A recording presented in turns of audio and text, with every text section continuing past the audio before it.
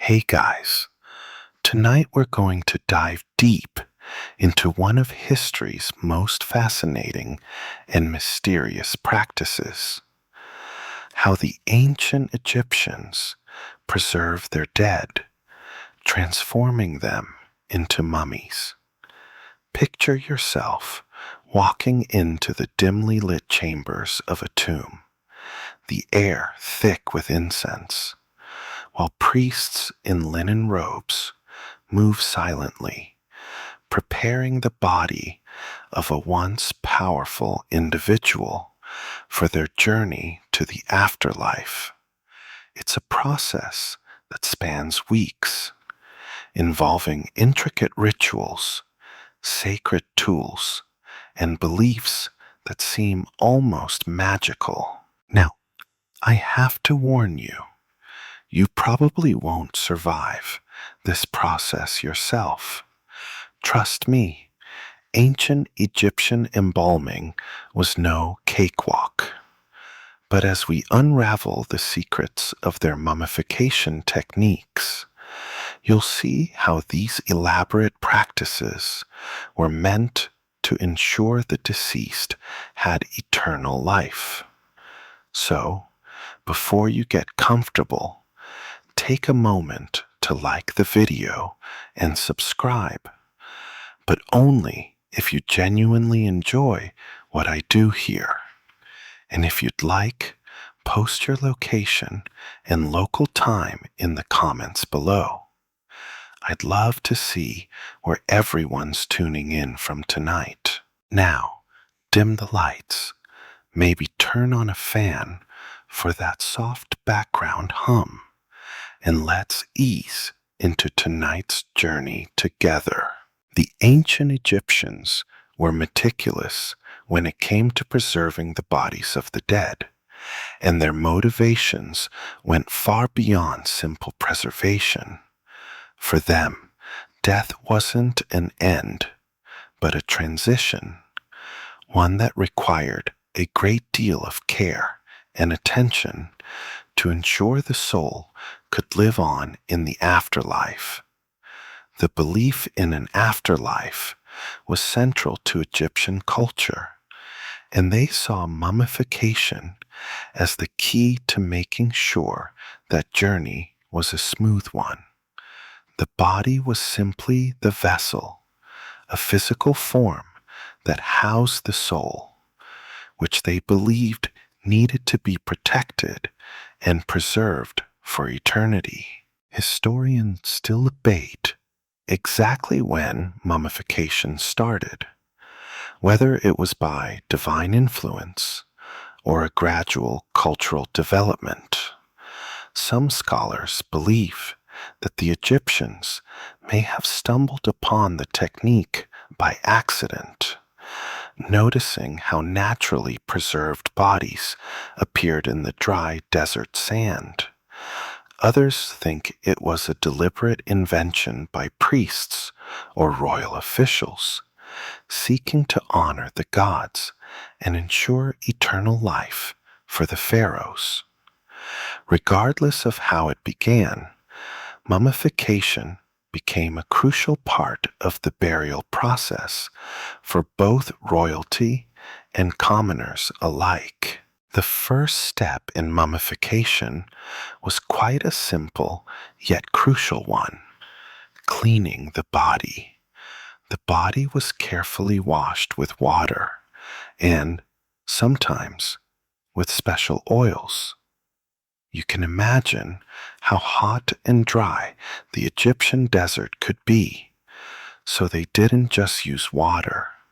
They also employed some very interesting techniques to get the body as clean as possible before moving on to the next step. They then made an incision in the abdomen to remove the internal organs, a step that would be performed in nearly every mummification process. But here's the quirky part. While most of the organs were taken out and preserved, the brain was simply discarded. Imagine that.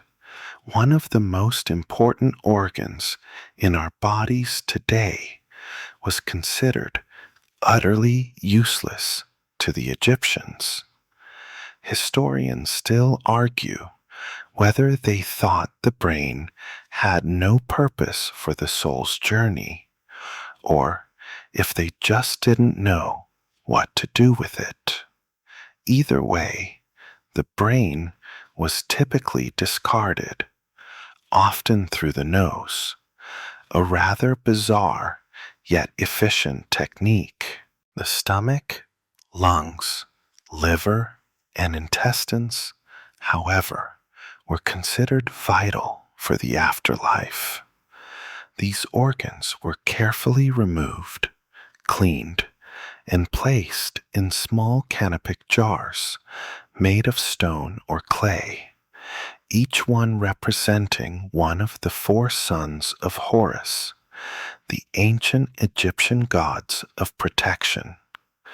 Each jar was specifically designed to hold a particular organ, and they were often beautifully decorated with intricate designs to ensure the organs were cared for and protected on their journey. After the organs were removed, the body would undergo a drying process using a mixture of natron, an ancient salt that has been used for thousands of years. Natron was spread over the body, both inside and out, to dry it out and preserve it. You might imagine this was a bit like wrapping a large piece of dried meat in salt, but the Egyptians believed it was necessary to rid the body of moisture so it wouldn't decompose. Historians still debate whether natron was entirely natural or whether the Egyptians had some secret method of preparing it. But regardless of the exact details, natron was the key to preservation. The body would be left in this state for up to 40 days, allowing it to dry thoroughly before moving on to the next steps. But let's not get too ahead of ourselves. You're probably wondering, what happened next? How did they make the body look presentable? Almost lifelike? Well, once the body was dry, it was time for the really intricate part, the wrapping. By now, the body had been cleaned, emptied of its organs, and thoroughly dried with natron. But this wasn't quite enough to ensure a safe passage into the afterlife. The next step in the mummification process was perhaps the most labor-intensive and symbolic, wrapping the body.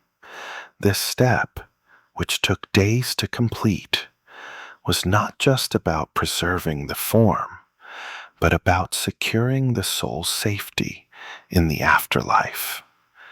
Each layer of linen, each knot and fold, held significant meaning in Egyptian culture, and every movement was deliberate.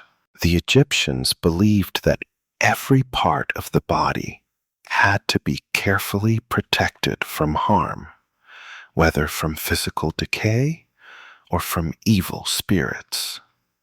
The entire wrapping process, which involved meticulously layering linen strips around the body, was performed by a group of embalmers who worked with quiet reverence. They would start by wrapping the feet, continuing up the legs, and eventually covering the entire body, leaving only the face exposed. The head, however, was treated with extra care, as it was seen as the most important part of the body. This wasn't just a formality. This was about ensuring the deceased's spiritual survival. You might think of the linen as a kind of spiritual armor, with each layer acting as a protective barrier against the dangers of the underworld. As each layer of linen was added, small amulets, often shaped like scarabs, were placed between the folds to protect the body from evil. These amulets, with their symbolic power, were meant to ensure that the soul could successfully pass through the trials it would face on its journey to the afterlife. Historians still argue whether these amulets had any magical properties or whether they were simply symbolic. Some believe that the Egyptians truly thought the amulets could ward off malevolent forces, while others argue that the practice was more about instilling a sense of peace and security in the living and the deceased alike.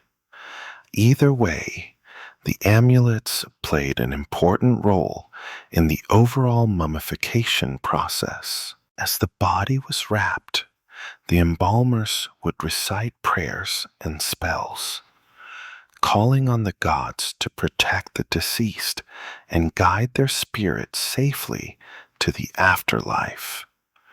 One of the most famous of these spells is the spell for going forth by day, a passage from the Egyptian Book of the Dead that was inscribed on the tombs and coffins of the deceased.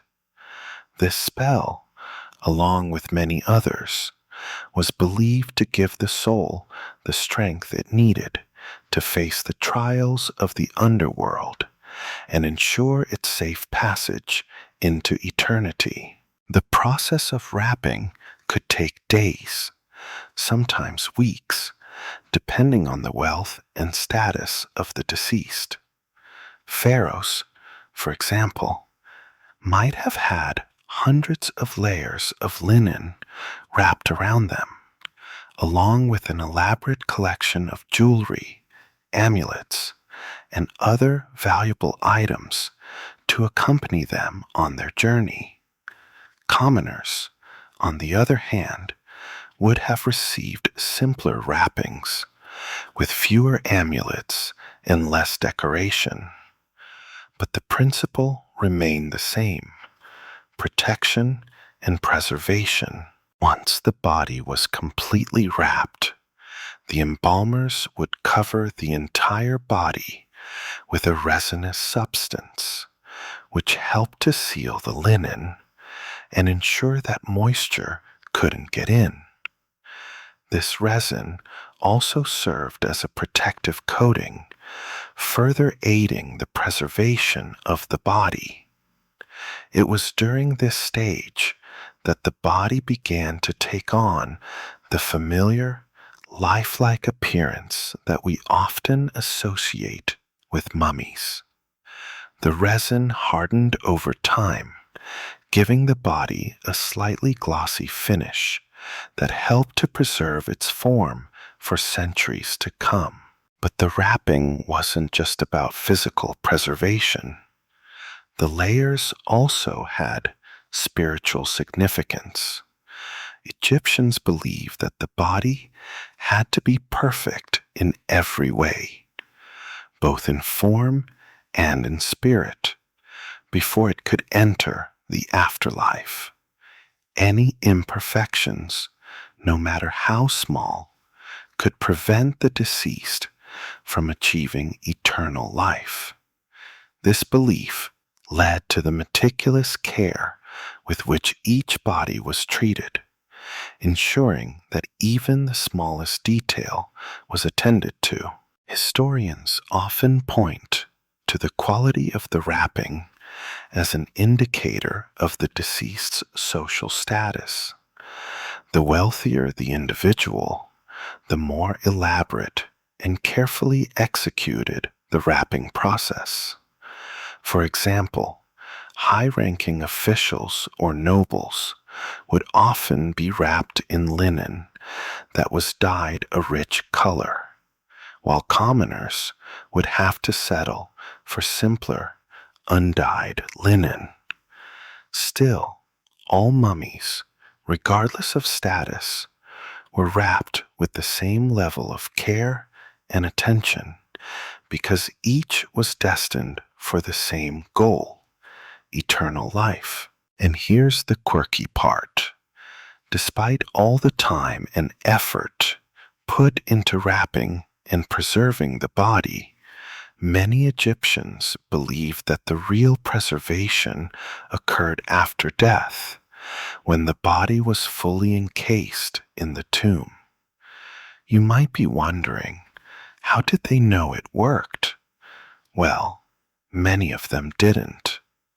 Historians argue that the belief in the afterlife was so deeply ingrained in Egyptian society that they had faith the rituals would work, regardless of the outcome. At this point, you're probably thinking, okay, so the body's wrapped and preserved. What happens next? Well, the next step was just as important. The final rituals before the deceased could truly begin their journey. These rituals were a sacred farewell, and they involved more than just the embalmers and priests. It was time for the deceased to be escorted into the afterlife by the gods. Now that the body was wrapped and carefully sealed, the mummification process was nearly complete. But before the body could be placed in its final resting place, there were still a few crucial steps to take. These steps weren't just about preserving the body. They were part of a sacred ritual to prepare the deceased for their journey into the afterlife. At this stage, the embalmers would perform the opening of the mouth ceremony.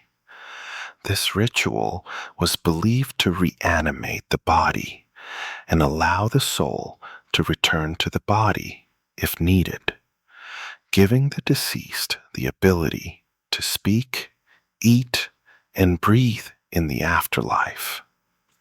The ceremony was highly symbolic, as it marked the moment when the deceased could finally move on from the physical world to the divine world. The priest performing the ceremony would hold a special tool, a ceremonial pick or adze, while reciting specific prayers and incantations. With this tool, the priest would symbolically touch the mouth and eyes of the deceased, opening them to the spiritual world. The ceremony was seen as a form of divine blessing, allowing the deceased to access the essentials of life in the afterlife. Historians still argue whether this ritual had any tangible effects, or whether it was purely symbolic. Some believe that it was simply a means of ensuring that the soul had access to all the pleasures and comforts of the afterlife. Others argue that it was a way of preserving the concept of life in the afterlife, giving the deceased a chance to interact with the gods and continue their existence in some meaningful way. Either way, this ceremony was crucial in ensuring the deceased's survival beyond death. As the opening of the mouth ritual concluded, the embalming priests would place the mummified body into a coffin, which was often adorned with beautiful carvings, gold leaf, and hieroglyphic inscriptions. These inscriptions would usually include the deceased's name, titles, and other vital details, as well as prayers for protection and safety during the journey. The coffins were designed to ensure that the body and its soul were protected from any spiritual harm during the journey to the afterlife. And then we arrive at the tomb itself. The tomb wasn't just a burial site. It was considered the home of the deceased in the afterlife. Ancient Egyptians believed that the tomb would serve as the final resting place for the soul, where it would continue to live forever in peace and prosperity. But the tomb was also a portal to the world of the gods, a sacred space where the deceased could join the divine and interact with the gods. Tombs were often filled with provisions for the afterlife. These included food, drink, and even personal items that the deceased might need on their journey. In some cases, tombs were equipped with small statues, known as shabtis, that would act as servants for the deceased, ensuring they had everything they needed in the afterlife. These figurines were often carefully inscribed with prayers, asking the gods to bless the deceased and provide for them in the next life. Interestingly, the contents of the tomb were often dictated by the deceased's status. Pharaohs, for example, would be buried with vast treasures: gold, jewelry, chariots, and weapons. Their tombs were often enormous, filled with everything a king or queen might need to continue ruling in the afterlife.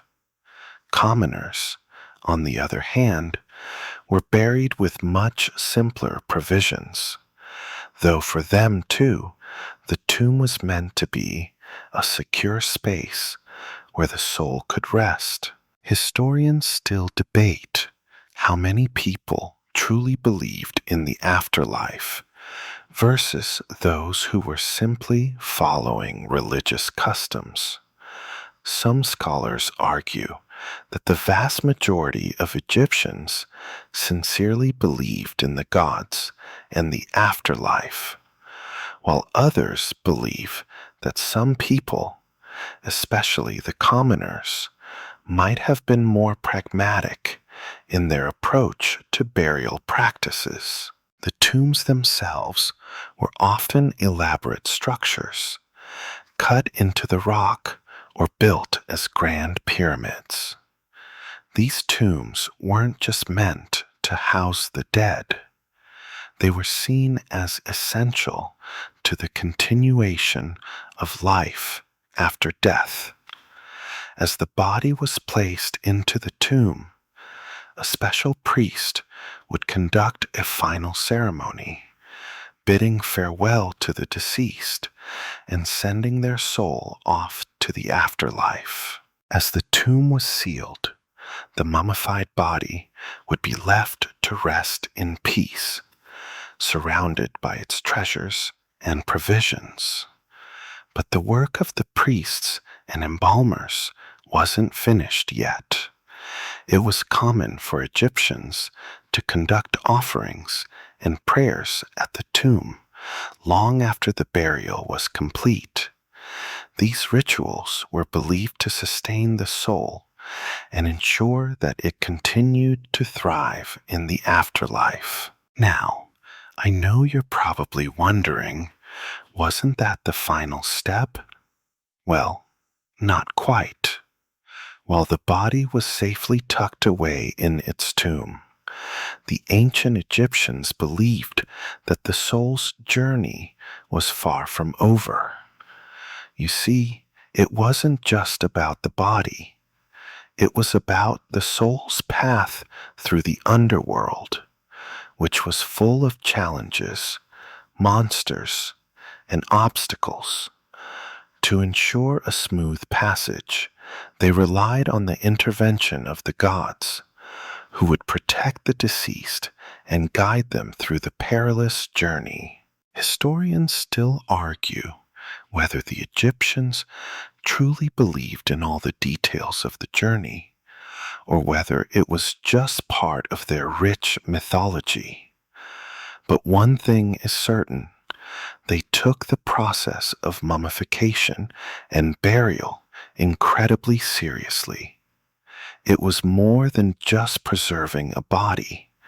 It was about ensuring that the soul had everything it needed to live on forever. As the tomb was sealed and the rituals concluded, the ancient Egyptians believed that the deceased was ready for their journey to the afterlife. But the journey wasn't quite as simple as walking into the afterlife. No, the ancient Egyptians believed that the soul faced many trials and tests as it made its way through the underworld, known as the Duat. This was a place of both danger and divine protection, and it was here that the mummified body and its soul would truly begin their path toward eternal life. One of the most essential parts of the journey was the belief that the soul had to be judged by Osiris, the god of the afterlife. Osiris, in Egyptian mythology, was the ruler of the dead, and it was believed that he would weigh the heart of the deceased against the feather of Ma'at, which symbolized truth, justice, and order. If the heart was deemed pure and balanced, the soul would be allowed to enter the afterlife. But if the heart was found to be heavy with sin, it would be devoured by Ammit, a terrifying creature with the head of a crocodile, the body of a lion, and the hindquarters of a hippopotamus. Needless to say, this was a fate that no soul wanted to face. Historians still debate whether the ancient Egyptians believed in a literal judgment of the heart, or if it was a symbolic representation of the moral and spiritual state of the deceased.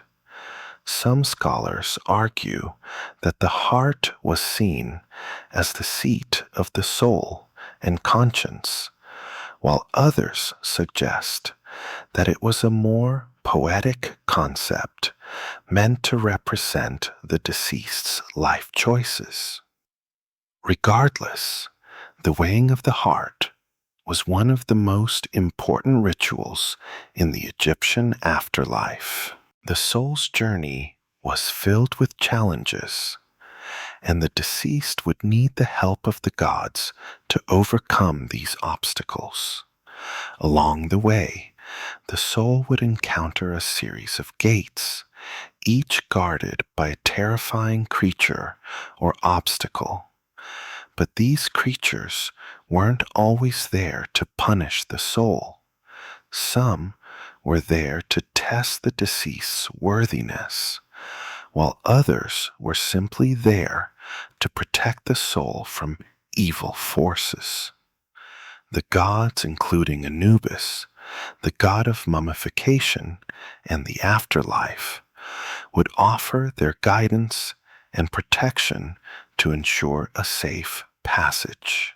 To help the deceased navigate these challenges, the ancient Egyptians included magical spells and prayers in the tombs. These spells, found in the Book of the Dead, were inscribed on papyri or painted on the walls of the tombs. They were designed to guide the deceased through the afterlife, offering protection, instructions, and divine assistance when needed. The spells also provided the deceased with the knowledge to pass through the gates and overcome the creatures guarding the path. One of the most famous spells in the Book of the Dead is the spell for going forth by day. This spell was meant to ensure that the deceased would rise from the tomb and live again in the afterlife. It was a beautiful and poetic incantation that expressed the desire for eternal life, freedom from decay, and the ability to continue living peacefully among the gods. Historians still argue about how these magical texts were used. Some believe that the spells were purely symbolic, meant to reassure the living and honor the gods, while others think they had a real function in ensuring the deceased's safe passage. What we do know is that these texts were placed in tombs with the highest level of care and reverence, as they were believed to hold the key to a successful afterlife. The journey through the duat could take days, weeks, or even months, depending on the strength and purity of the soul. But eventually, if the soul was found worthy, it would reach the field of reeds, a paradise-like realm where the deceased could live forever in peace. This was the ultimate goal of the mummification process, to reach this beautiful, serene place where one could be reunited with loved ones and the gods. And this is where the body and soul would be reunited once again. The mummified body, which had been so carefully preserved, was believed to be essential for the soul's journey. The Egyptians believed that the soul needed a physical form to reside in, which is why the mummification process was so crucial. The preserved body would serve as a home for the soul, and it was through the preservation of the body that the soul could continue its eternal existence. While we can never truly know the full extent of what the ancient Egyptians believed about the afterlife, their intricate mummification process and the many rituals they performed speak to their deep commitment to ensuring a successful passage into eternity. The process was far more than just preserving a body. It was about preserving life itself. It was about ensuring that the soul would have everything it needed for an eternal existence, free from the fear of death and decay. Historians still argue whether the Egyptians' belief in the afterlife was as universally accepted as we might think. Some suggest that it was a belief shared by all Egyptians, while others argue that it may have been more common among the elite and the powerful. Regardless, the mummification process, with all its rituals and symbolism, stands as one of the most profound and enduring aspects of ancient Egyptian culture. But as we've seen, mummification wasn't just about protecting the body and soul from the dangers of the afterlife. It was also about ensuring that the deceased would never be forgotten. Through their mummies, the ancient Egyptians left behind a legacy that still captivates the world today, giving us a glimpse into their beliefs, practices, and enduring connection to the divine. As we move further into the story of ancient Egyptian mummification, it's important to realize that this practice wasn't just about the process of preserving a body. It was deeply intertwined with the Egyptians' religious and cultural beliefs. Mummification was a sacred duty, not just for the deceased, but for their living relatives and the society as a whole. Everything from the amulets used to protect the body to the tombs themselves had meaning that went far beyond mere practicality. After the soul's judgment and journey through the duat, the final destination, the field of reeds, represented the ultimate reward for a life well lived. In this paradise, the deceased was believed to lead an idyllic existence, one where they would be reunited with loved ones and enjoy the pleasures of life once more. But the journey to that peaceful afterlife wasn't always straightforward, and the preservation of the body played a key role in ensuring that everything went according to plan. What's fascinating here is the sense of ongoing life that the ancient Egyptians imbued into every stage of the mummification process. Unlike other cultures that viewed death as a final end, the Egyptians viewed it as a continuation, an ongoing, cyclical process that was just as important as life itself. In many ways, this belief in eternal life and rebirth was reflected in their treatment of the body. The body was preserved not only to ensure that the soul could continue its journey, but to ensure that it would be able to return again and again to experience life in the afterlife. This belief in the continuity of life is why so much attention was given to ensuring that the mummified body would remain intact for centuries. The Egyptian embalming process, with its use of vatron, resin, and layers of linen, was designed to preserve the body for as long as possible. But the Egyptians didn't just stop there. They also believed that the tomb and the objects placed inside it had to be just as carefully prepared. Tombs were seen as more than just burial places. They were sacred homes for the deceased. A well-preserved tomb would not only house the body, but would also be a gateway for the deceased to interact with the gods. It was in these tombs that the deceased could commune with their gods, enjoy the comforts of the afterlife, and continue to participate in the world of the living. The Egyptians placed everything the deceased might need for eternity in these tombs: food, drink, clothing, and even servants in the form of shabtis, small figurines meant to act as laborers or helpers.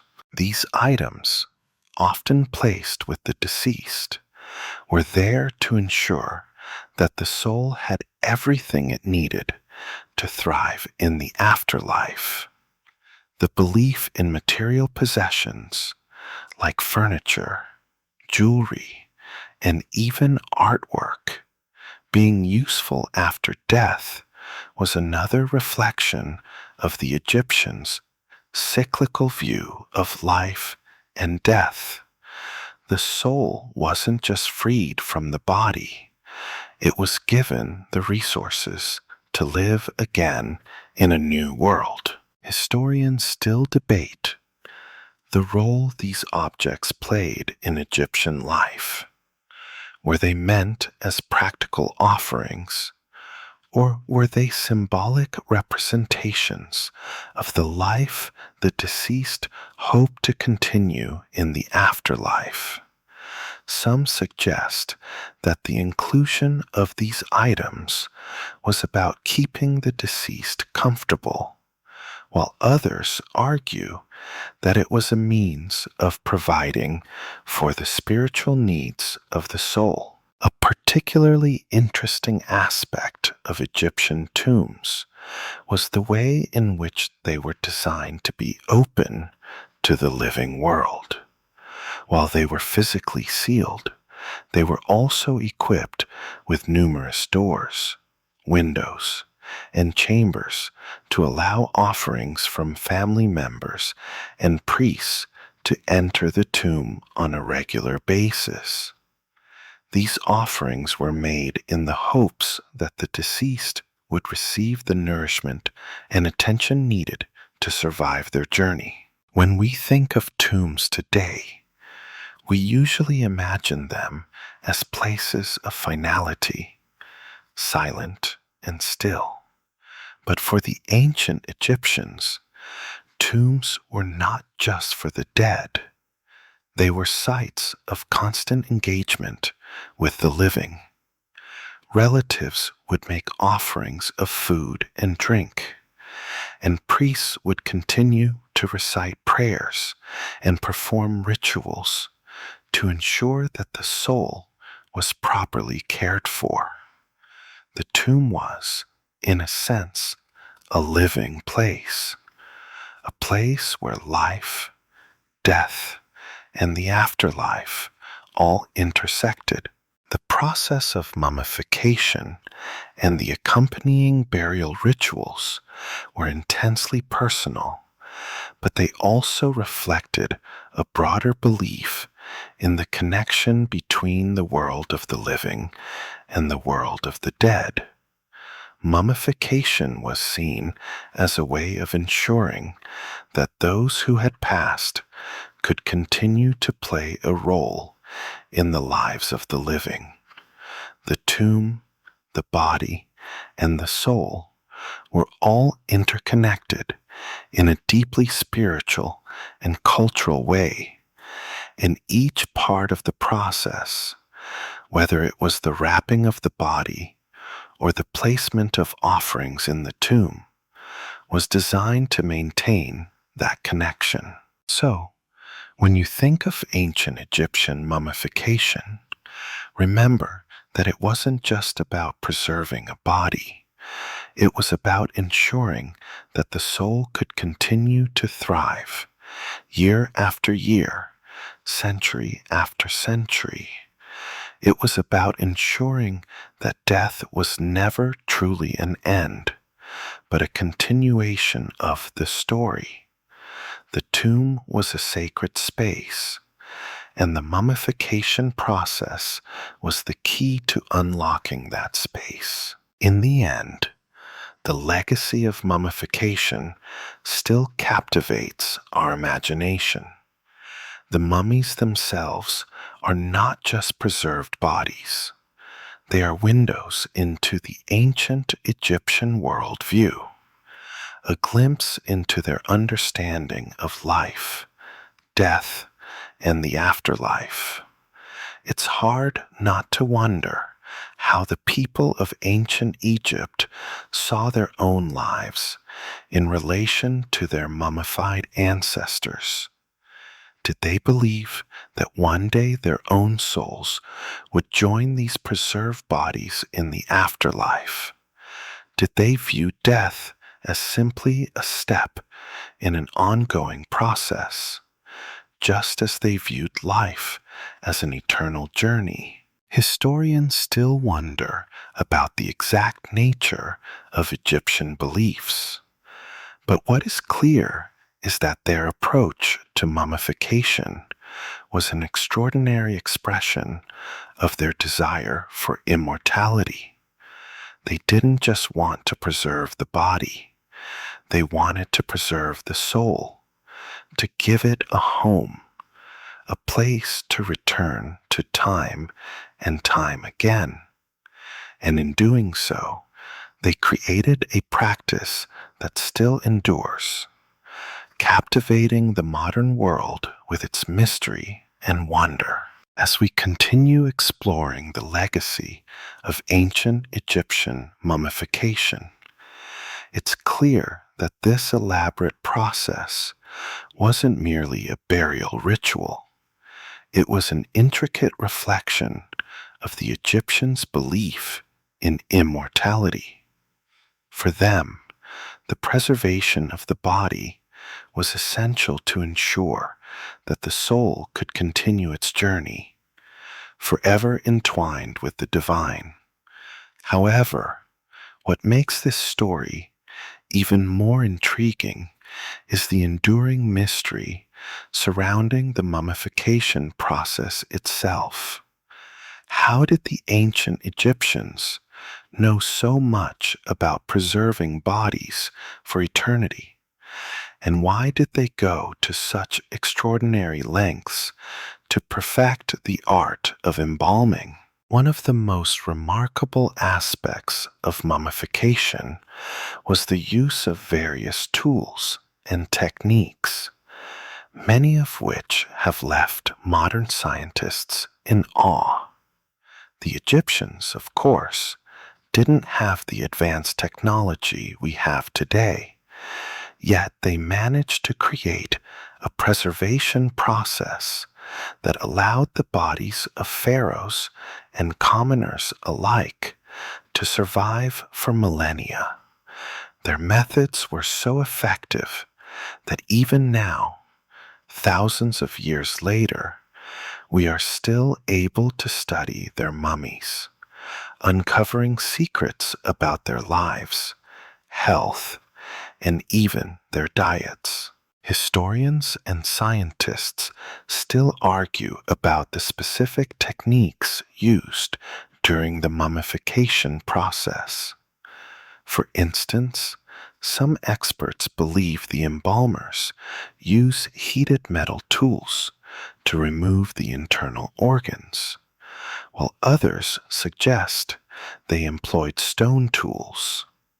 Still, others argue that the methods evolved over time, with different dynasties and regions employing varying techniques. The fact that this process was so precise, so carefully crafted, and so consistent is a testament to the Egyptians' deep understanding of the human body, death, and preservation. A particularly curious part of the mummification process was the removal of the internal organs, especially the brain. As we've seen, the Egyptians removed almost every organ from the body, but strangely, the brain was not preserved. The organ was typically discarded, often through the nostrils, which was a process that baffled modern archaeologists for a long time. Why didn't the Egyptians see the brain as a vital organ to be preserved? Historians still debate this. Some believe that they considered the heart to be the seat of intelligence and emotion, rather than the brain, which may explain why it was the heart that was preserved with such care. Others argue that the brain simply wasn't viewed as important to the soul's journey, and so it was discarded. As odd as it might sound, the removal of the brain was just one example of the Egyptians' unique approach to death and preservation. They didn't just preserve the body, they also believed in the importance of safeguarding the soul's journey through the afterlife.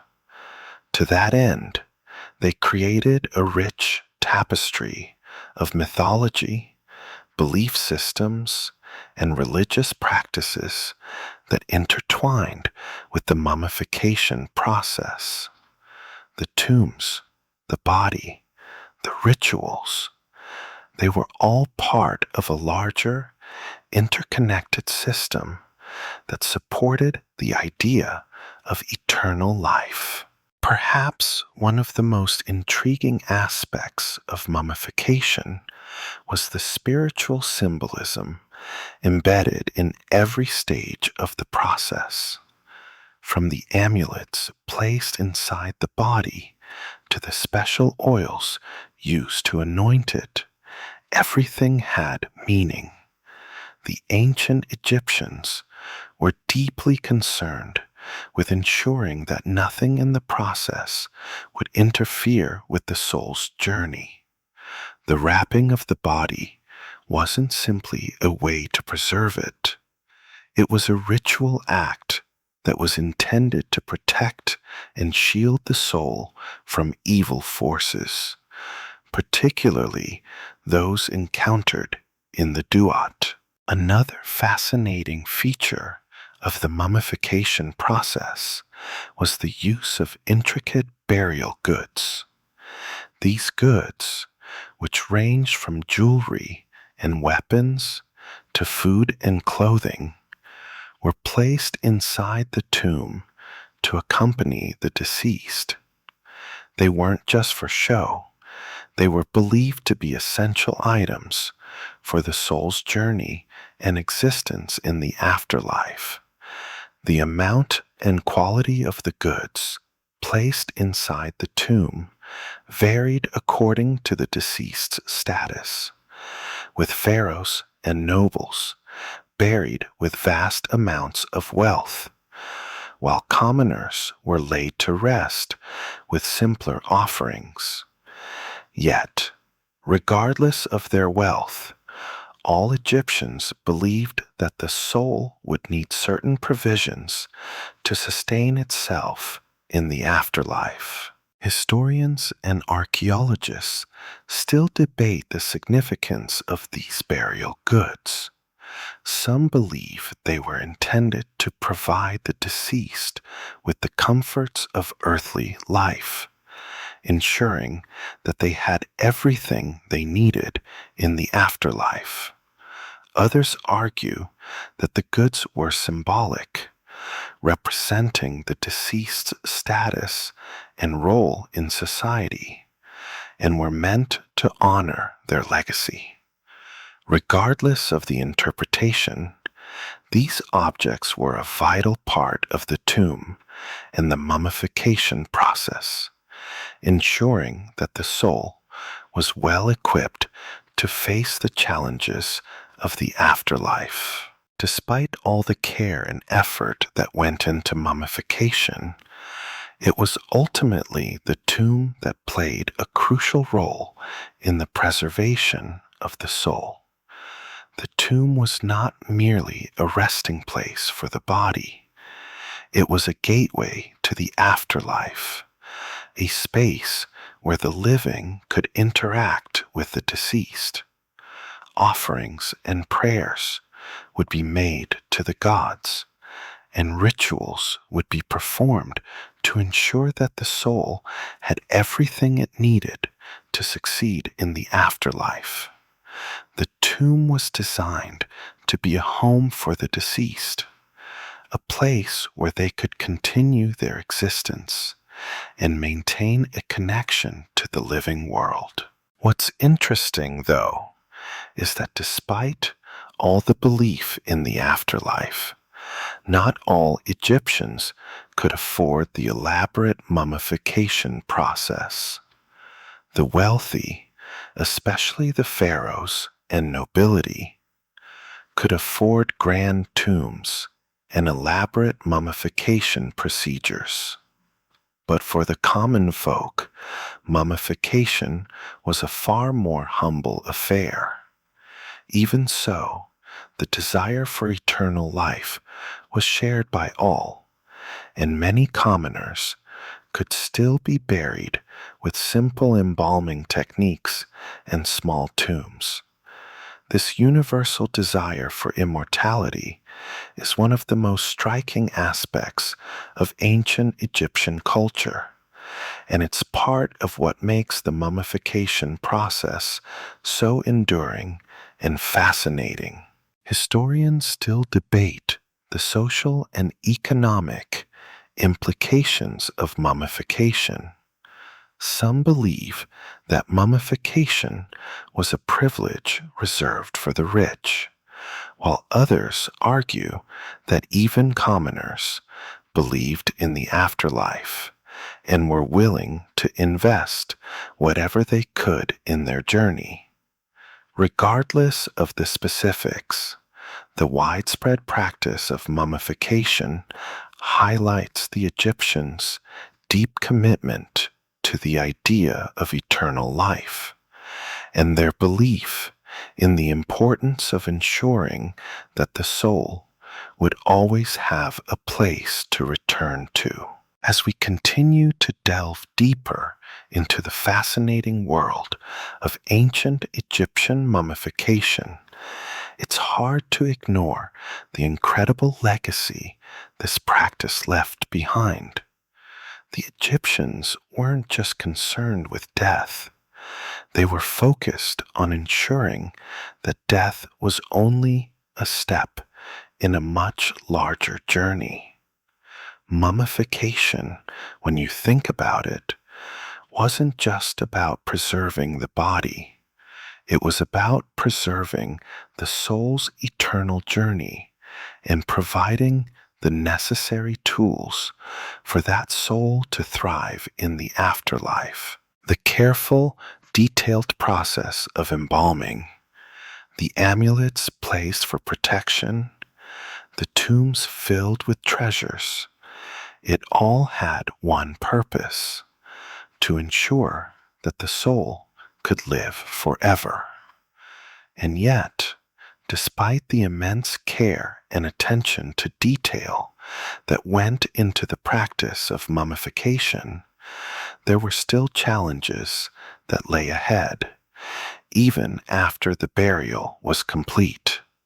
The afterlife was no guarantee, and the deceased had to continue proving their worth to the gods in the duat. One of the key components in ensuring a smooth transition into the afterlife was the role of the Book of the Dead. This collection of spells and prayers was designed to guide the deceased through the underworld and into the afterlife. The Book of the Dead was often placed in the tomb alongside the body, so that the deceased could call upon the gods for help in navigating the many obstacles that lay ahead. The spells provided protection from evil forces, ensured that the deceased could pass through the gates of the underworld, and allowed them to confront and defeat any monsters or challenges that might come their way. It's interesting to note that the Book of the Dead wasn't a one-size-fits-all guide. The texts varied greatly depending on the time period, the region, and the status of the deceased. The elite, like pharaohs and nobles, would often have their own custom versions of the Book of the Dead, with spells specifically tailored to their needs and their unique journey.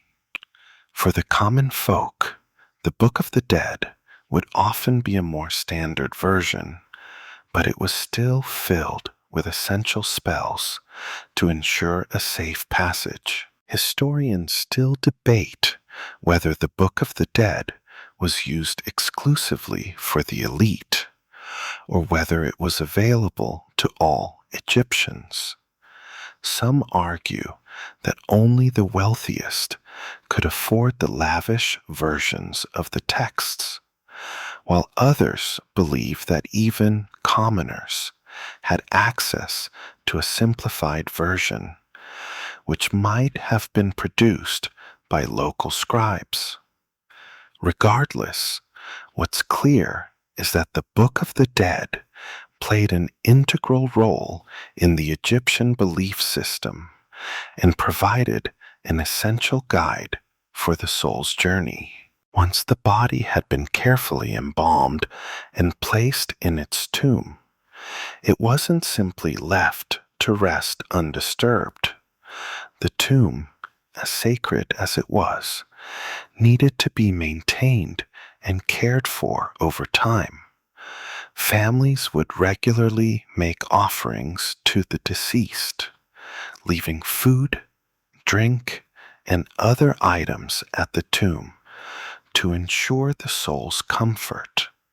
This practice wasn't limited to a single visit.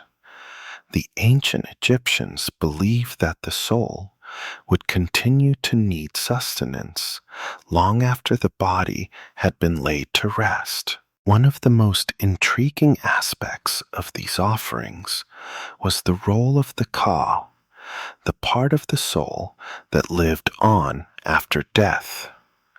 The ka was believed to reside in the tomb, and it was sustained by the offerings made by family members and priests. This was an ongoing process, as the living had a responsibility to ensure that the ka was properly nourished. The ka was also believed to be a somewhat independent entity, able to move freely between the tomb and the realm of the gods, but still reliant on the offerings for its continued existence. Historians still debate whether these offerings were genuinely meant to sustain the Ka, or whether they were symbolic, reflecting the living's respect for the deceased. Some argue that the Egyptians' regular visits to the tomb and their offerings were a way of maintaining a bond with the dead, ensuring that the soul's journey was smooth and uninterrupted. Others believe that these rituals were simply an expression of love and respect for the deceased, allowing the living to honor their ancestors in a meaningful way. Even after the tomb had been sealed and the rituals completed, the belief in the continuity of life extended beyond the physical realm. The mummies themselves, especially those of the elite, became symbols of eternal life. In fact, some historians argue that the very act of mummification was an early form of ancestor worship. The tombs, with their careful arrangements and filled with offerings, served not only as burial places, but as sites where the soul could continue to exist in some form, living on in the memories of the living. It was a way for the Egyptians to connect with their past and ensure that their legacy would never be forgotten. This belief in the continuity of life, both spiritual and physical, was not limited to the elites. Commoners, though their tombs were smaller and simpler, still shared in this view of the afterlife. In fact, historians have found evidence of people from all walks of life visiting the tombs of their ancestors and leaving offerings for them. These rituals were a way for the living to honor the dead, ensuring that the deceased would continue to play a role in the ongoing cycle of life. Historians still argue about the exact nature of ancestor worship in ancient Egypt. Some suggest that it was a form of veneration, where the living sought to maintain a connection with their ancestors. Others believe that it was a practical necessity, for ensuring the deceased's ongoing existence. Regardless of the specifics, what's clear is that the tomb, the mummified body, and the afterlife were all part of a deeply interconnected system. The living, the dead, and the gods were all bound together in a complex web of rituals, beliefs, and customs that transcended death itself.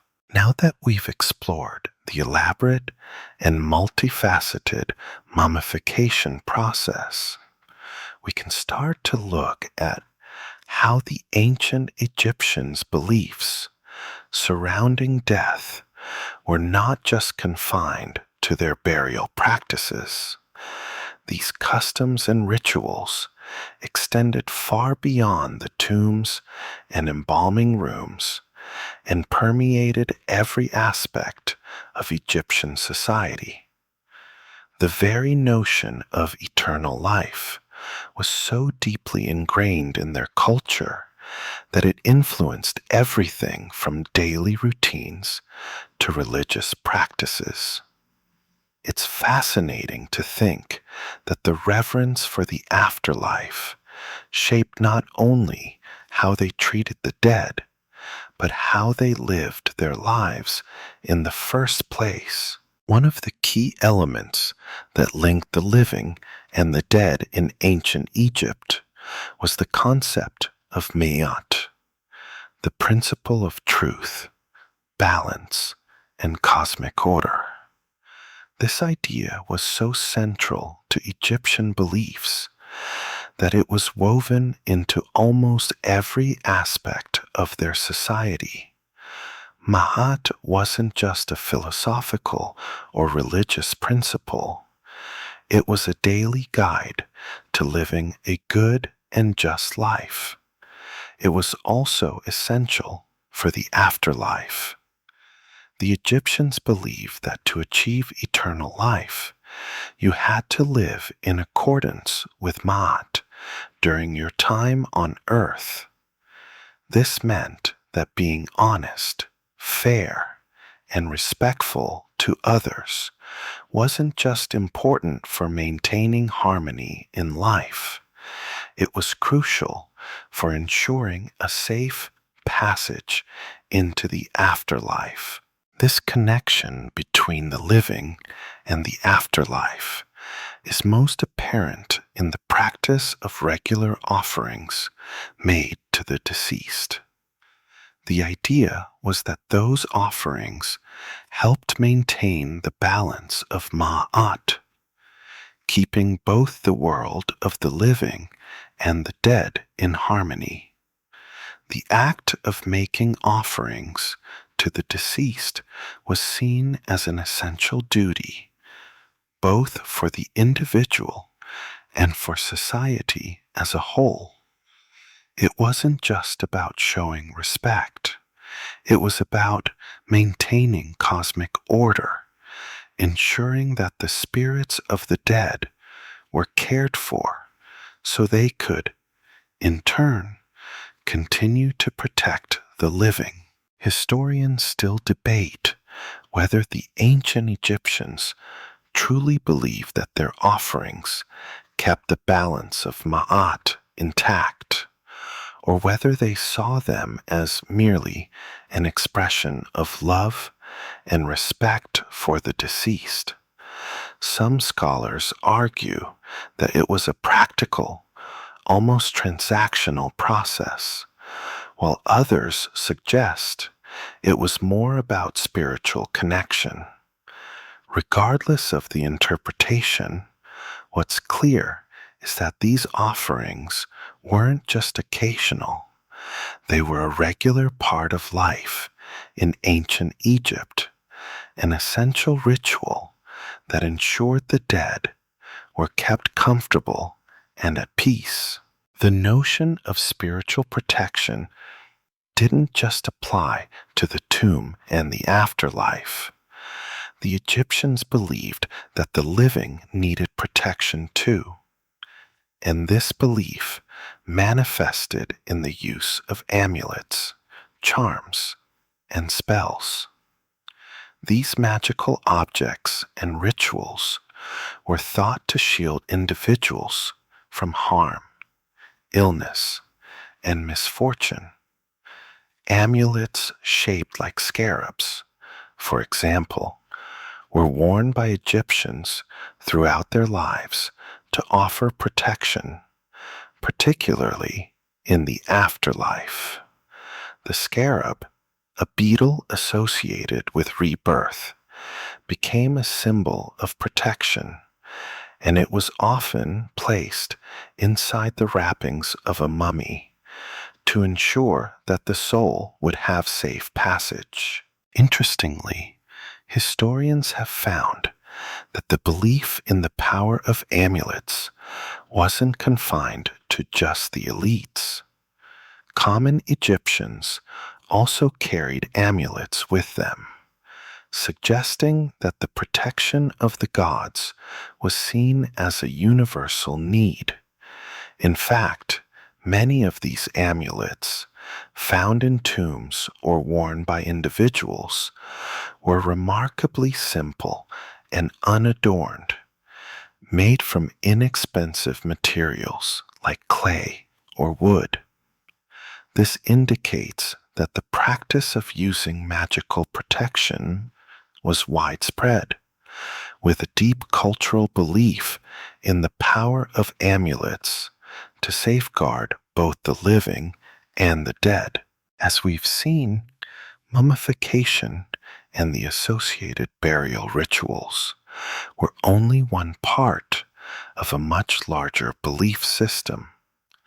The Egyptians had a profound and complex understanding of life, death, and the afterlife, and they used these beliefs to guide not only how they treated the dead, but how they lived their lives on earth.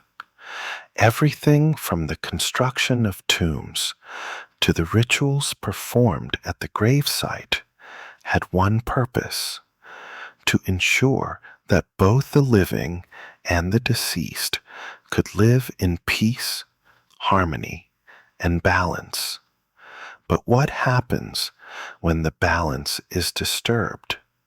And could any force, no matter how great, truly upset the careful order the Egyptians worked so hard to maintain? It's worth noting that while the Egyptians took great care in preserving bodies and performing rituals to maintain this balance, there were times when tombs were looted and bodies desecrated. The tomb robbers, who sought to steal the wealth buried with the mummies, were seen as serious threats to the peace of the afterlife.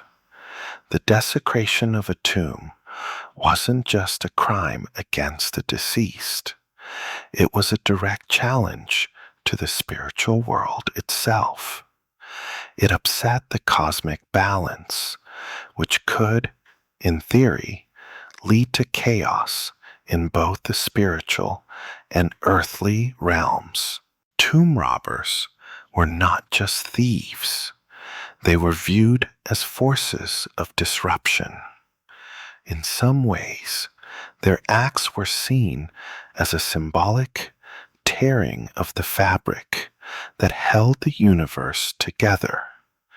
The Egyptians believed that death and the afterlife needed to be treated with the utmost reverence, and that any disturbance to this sacred space could have lasting, devastating consequences.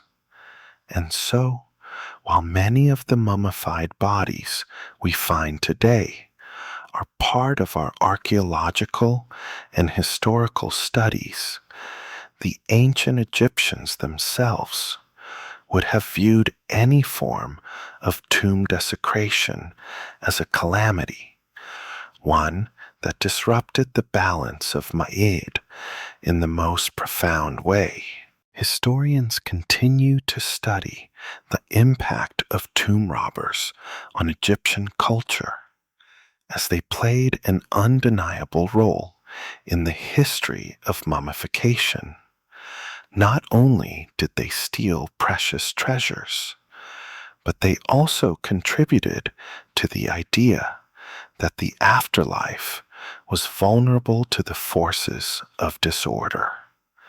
These events, though devastating, only added to the deep belief in the need for spiritual protection.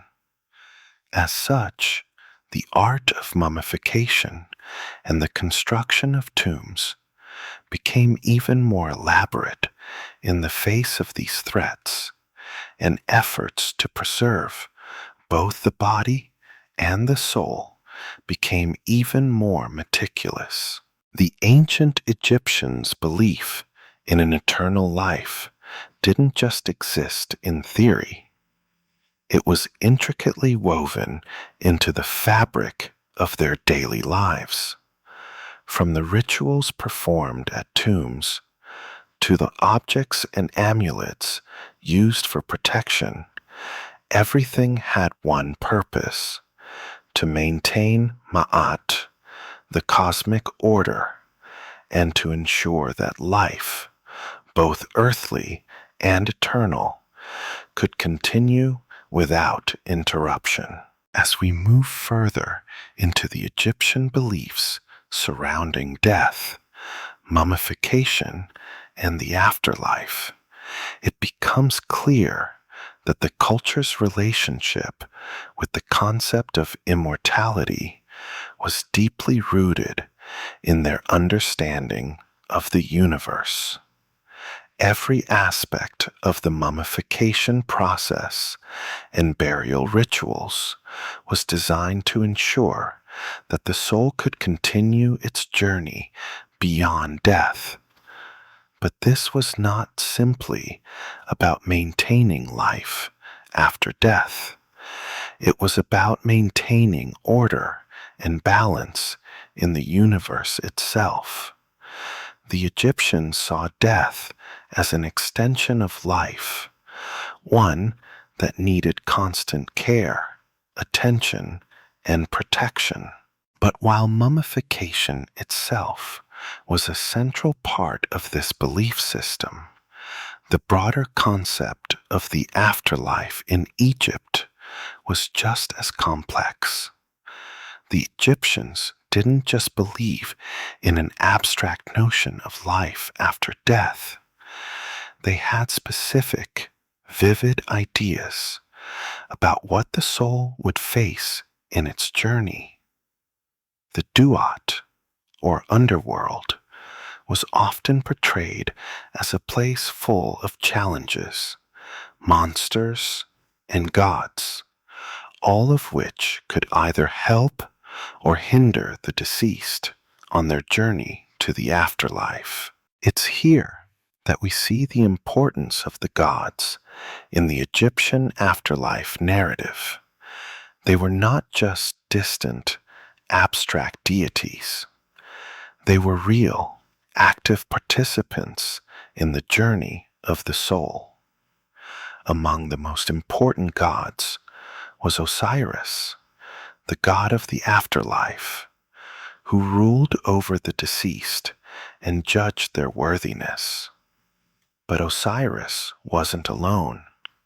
Other gods, like Anubis, the god of mummification, played critical roles in guiding and protecting the deceased as they navigated the Duat. The journey through the Duat was long, full of dangers, and ultimately determined by the judgment of Osiris. To pass through the underworld safely and be allowed into the afterlife, the soul had to prove its purity. The heart of the deceased, believed to contain the essence of a person's soul, was weighed against the feather of Ma'at, the goddess of truth and order. If the heart was found to be lighter than the feather, the soul could enter the afterlife. But if it was found wanting, heavy with sin, deceit, or chaos, the soul would be devoured by the monstrous creature Amit, whose body combined parts of a crocodile, lion, and hippopotamus. This judgment ritual, the weighing of the heart, is one of the most iconic scenes from Egyptian mythology, and it played a key role in the mummification and burial process. The heart wasn't just a vital organ in the living body, it was seen as the seat of a person's essence, emotions, and actions. Its fate determined whether the deceased could continue on their spiritual journey or if they would be condemned to oblivion. The challenge of judgment wasn't just about a single, solitary test. It was a process that was supported by the many rituals and spells found in the Book of the Dead. These spells, carefully inscribed on tomb walls or papyri, acted as a guidebook for the deceased. They were meant to help them pass through the trials of the duat, overcome the fearsome creatures, and eventually reach the paradise known as the Field of Reeds. In this heavenly realm, the deceased could enjoy an eternal existence of peace and plenty, free from the hardships of earthly life. Historians still argue over the nature of the duat. Some believe it was a physical realm that the soul traveled through, while others think it was purely symbolic, a representation of the soul's trials as it moved through various stages of purification. What we do know is that the journey through the duat was seen as a dangerous and treacherous one, and the soul would need the help of the gods and the guidance of the Book of the Dead to ensure its success. This idea of navigating a perilous journey, facing obstacles, and overcoming challenges was not just metaphorical for the Egyptians, it was very real. The gods were believed to intervene at each stage of the journey, offering protection, guidance, and help in times of need. This belief in divine intervention during the afterlife was so central to Egyptian culture that even the tombs themselves were designed to provide help for the deceased. Inside the tomb, not only were the body and possessions of the deceased placed, but there were also offerings for the gods. Priests would perform rituals to ensure that the gods remained pleased, ensuring that their assistance was available to the soul throughout the afterlife. The offerings in the tomb, as well as the prayers and inscriptions on the tomb walls, were part of a larger effort to ensure that the deceased would have divine support on their journey. Even though the journey to the afterlife was perilous, the Egyptians had deep faith in the power of their rituals and beliefs. They didn't simply view death as the end of life. They saw it as a continuation, a transformation into something eternal. The mummified body wasn't just a preserved corpse. It was a vehicle, a means of ensuring that the soul could continue to exist and travel through the afterlife with the help of the gods and the protection of the tomb. Historians still debate the exact role of the gods in Egyptian afterlife beliefs. Some argue that they were seen as necessary and even benevolent beings who guided the soul through the duat with the intention of helping it reach the afterlife. Others argue that the gods were more distant figures who only intervened when needed, and that the journey was ultimately an individual one. But one thing is clear: the Egyptians had a profound belief in the afterlife, and they went to great lengths to ensure that the deceased would have everything they needed for the journey, both in the physical tomb and in the spiritual realm. The Egyptians' understanding of death and the afterlife was a complex, multi-layered belief system that had a profound impact on every aspect of their lives. From the grand tombs of the pharaohs to the simpler burial rites of commoners, the journey into the afterlife was central to Egyptian culture.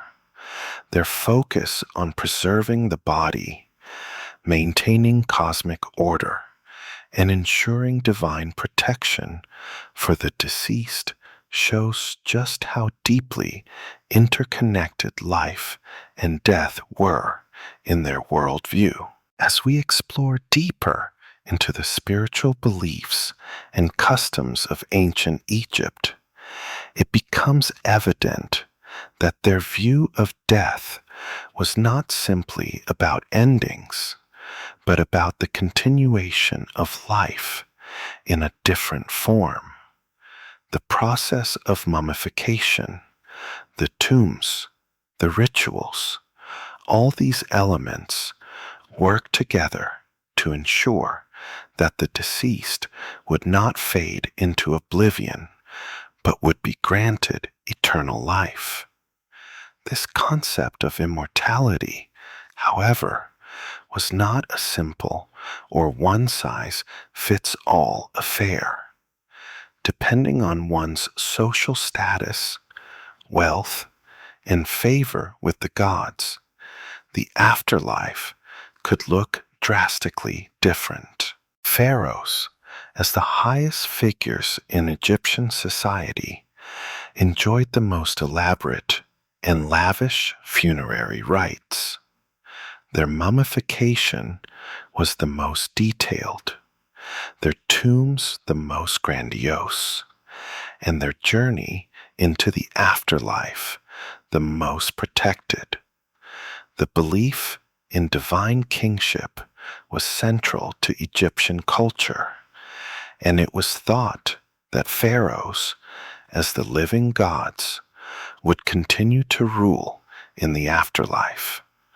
Their tombs were designed to reflect their status as rulers of not just the living, but also the gods. Inside these tombs, pharaohs were often surrounded by vast treasures, gold, fine jewelry, and even weapons, as they were believed to need these to continue their royal duties in the afterlife. The tombs of pharaohs, particularly the pyramids, were built on an enormous scale to reflect their divine stature. The construction of these massive structures was a feat of engineering, and they were seen as eternal monuments to the pharaoh's power. These monumental tombs also served a practical purpose. They were thought to help guide the soul of the pharaoh to the afterlife, providing a path to eternal life with the gods. But for those who were not pharaohs, the journey was a little less extravagant, though no less important. Commoners, too, believed in the afterlife and the need for mummification, but their tombs were far smaller, and their burial practices less elaborate. Despite this, the Egyptians believed that all souls, regardless of their social status, had a chance at immortality. For ordinary people, mummification was still an important ritual, but it often involved fewer offerings and simpler tombs. Even so, the Egyptians went to great lengths to ensure that the deceased would be able to journey into the afterlife, and many of the same spiritual protections and rituals were provided. Historians still debate how the afterlife was perceived by different segments of Egyptian society. Did the common people believe in the same level of divine intervention as the pharaohs, or was their afterlife simply a continuation of the earthly existence, albeit in a different realm? Some suggest that the commoners had a more pragmatic view of the afterlife, while the elites, particularly the pharaohs, had a more grandiose understanding of what awaited them. Regardless, it's clear that both groups shared a common belief in the necessity of preserving the body and maintaining divine order through proper burial practices. The elaborate burial rituals were not limited to the wealthy or the powerful. Even though commoners might not have had access to the elaborate tombs or treasures of the pharaohs, they still believed in the essential need for the soul to have proper protection and sustenance in the afterlife. They too placed offerings in the tombs, ensuring that the deceased would have the necessary provisions to make their journey successfully. But what about those who couldn't afford the traditional mummification process? What happened to them? The answer is more complex than it might seem. Archaeological evidence shows that some individuals who couldn't afford full mummification were still buried with certain rituals. They might not have had grand tombs or preserved bodies, but many were still buried with amulets, food, or symbolic objects, offering them the same spiritual protections as the wealthy. One fascinating aspect of Egyptian burial practices is the use of mummy pits, simple graves that were sometimes used for individuals who couldn't afford the elaborate mummification process. These pits were often shallow and unadorned, and the bodies were placed inside in a more casual manner, compared to the carefully embalmed mummies of the elite.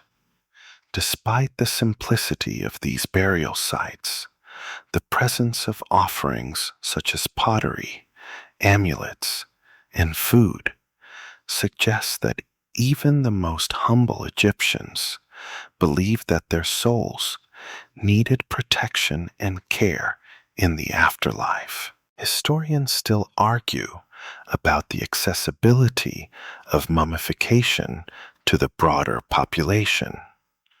Some suggest that the process was a privilege of the elite, while others believe that even the common folk had access to rudimentary forms of embalming. Regardless of the specifics, it's clear that the desire for eternal life was universal.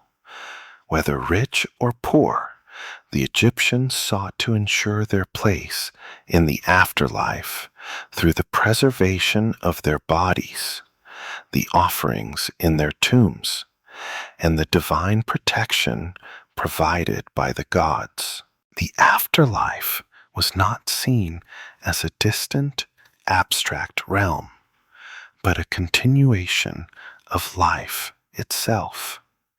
The tombs and mummies were seen as vehicles for this eternal journey, and the rituals surrounding death were crucial for ensuring that the deceased would continue to live in the company of the gods. This belief in immortality shaped Egyptian society in profound ways, influencing everything from art and architecture to social structures and religious practices. What's truly fascinating is how the Egyptians' views of death and immortality persist in modern culture. The mummification process, the grand tombs, the elaborate rituals, these practices have captured the imagination of people around the world for centuries. From the discovery of Tutankhamun's tomb in the 1920s to the countless depictions of mummies in pop culture, the legacy of Egyptian mummification lives on. It's a testament to how deeply these ancient beliefs and rituals impacted the world, and how they continue to fascinate us to this day. Historians often reflect on the enduring nature of Egyptian mummification and its influence on modern perceptions of death. While our understanding of the afterlife may differ, the Egyptians' obsession with immortality and their commitment to ensuring the soul's journey is something that resonates with people even today. The legacy of their mummification process stands as a testament to the deep cultural and spiritual significance they attached to death, and it continues to spark curiosity, wonder, and even reverence in the modern world.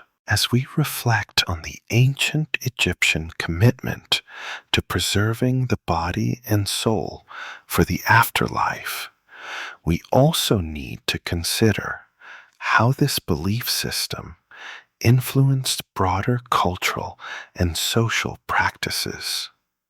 Mummification wasn't just a religious or spiritual endeavor. It was an integral part of Egyptian society and a reflection of their worldview. Every element, from the rituals to the physical tombs, reinforced a profound belief in immortality, and this belief shaped not only how they treated death, but also how they lived. One of the most fascinating aspects of Egyptian culture was their emphasis on continuity of life, continuity of order, and continuity of the divine. This is where the concept of Ka comes into play. The Ka was a vital component of the soul in Egyptian belief, often described as a life force or spirit that resided in the body during life and continued to exist after death. The Ka was thought to be an eternal entity that, while initially tied to the body, was capable of existing independently in the afterlife. To ensure that the Ka continued to thrive, the Egyptians believed that proper care must be given to the body after death, which is why mummification was so crucial. The role of the Ka was central to Egyptian burial practices. Without the preservation of the body, the Ka could not continue its existence in the afterlife. That's why embalming and mummification weren't just about preserving the physical form. They were about ensuring that the spiritual essence of the deceased would continue to live on. The Ka needed sustenance and offerings to survive in the afterlife, and that's where the importance of regular rituals and offerings came into play. Interestingly, this idea of the Ka had profound implications for Egyptian society. It wasn't just the individual who was believed to benefit from the preservation of the body and soul. It was the entire family and even society. The deceased, in their preserved form, could still interact with the living, providing spiritual protection and guidance. Offerings made at tombs or the appearance of Shabdas, small statues placed in the tomb to serve as servants, were intended to maintain this connection. The dead weren't simply forgotten once buried. Their continued existence and influence were seen as integral to maintaining cosmic harmony. Historians still debate whether the Ka was always viewed in the same way by all Egyptians. Was it a universal belief, or did it become more refined over time? Some scholars suggest that the concept of the Ka was initially only available to the elites, but it eventually spread to the general population as burial practices became more standardized. Other historians believe that the Ka was a core component of Egyptian belief from the very beginning.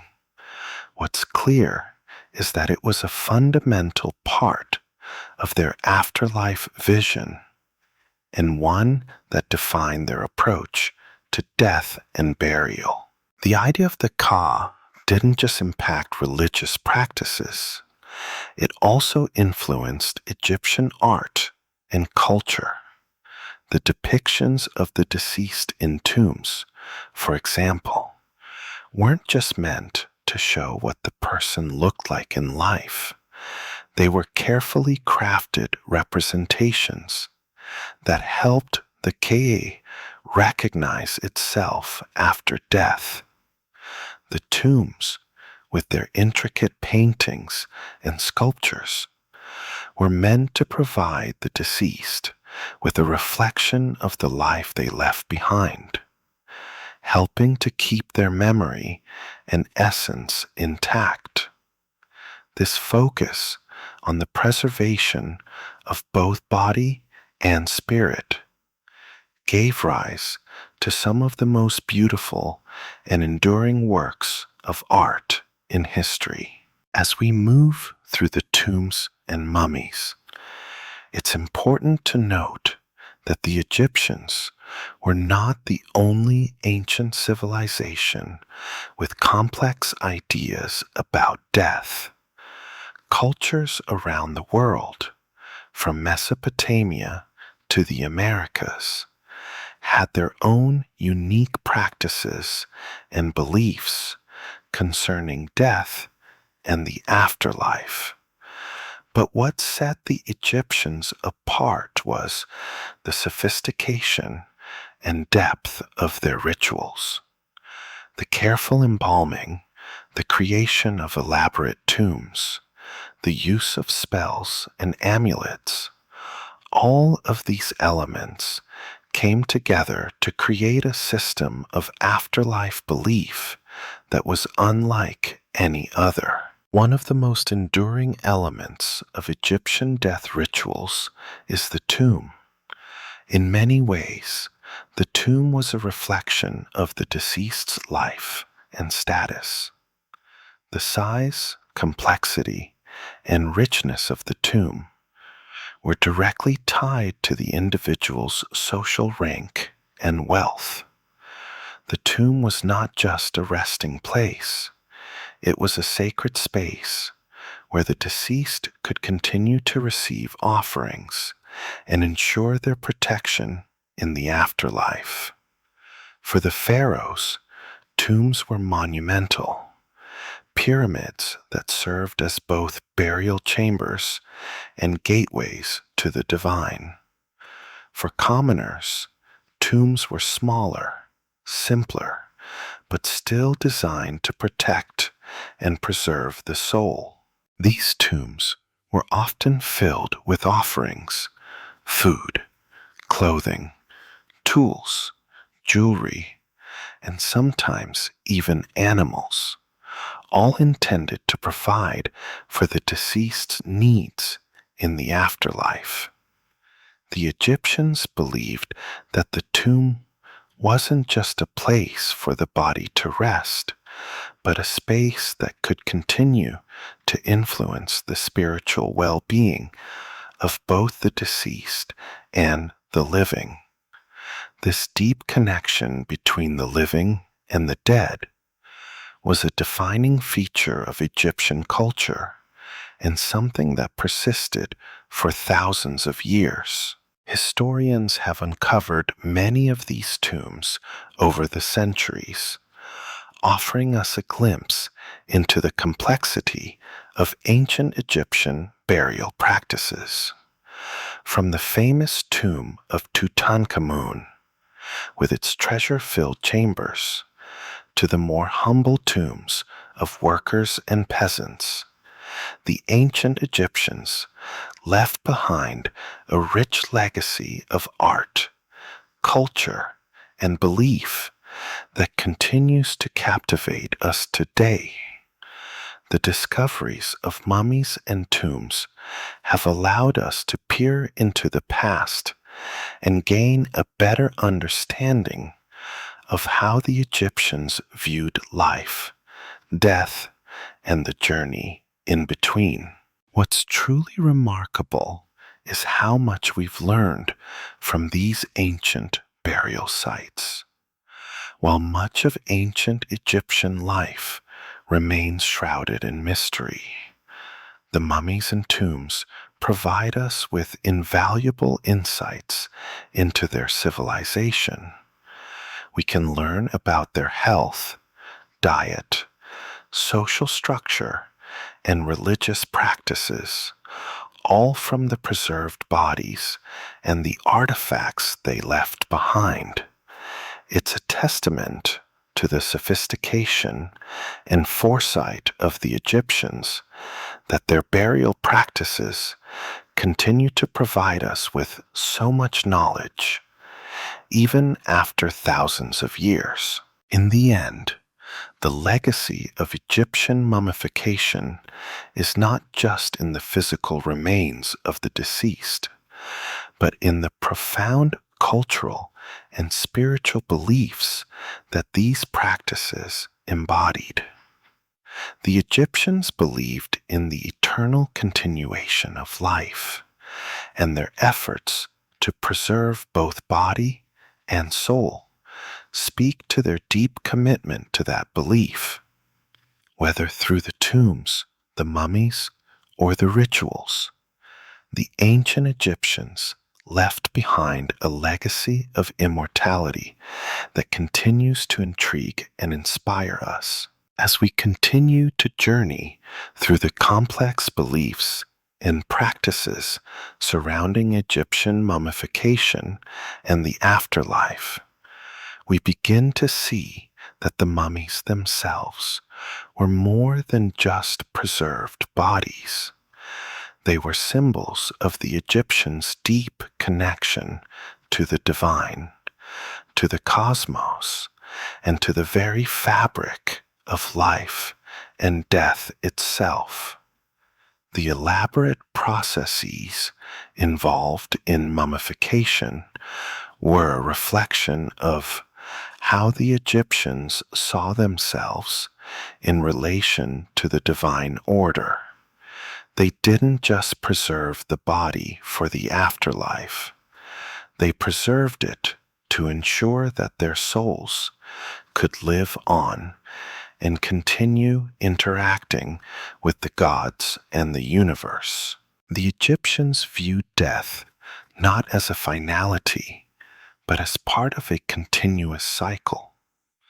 This cycle of life, death, and rebirth was mirrored in many aspects of their culture, from the natural cycles of the Nile River to the annual festivals that celebrated the god's ability to regenerate life.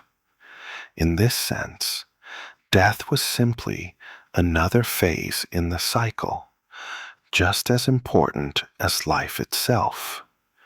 By preserving the body and soul through mummification, they believed that the deceased could continue to be part of this ongoing cosmic order. One of the most remarkable aspects of Egyptian beliefs was their view of time. For the ancient Egyptians, time wasn't linear, it was cyclical.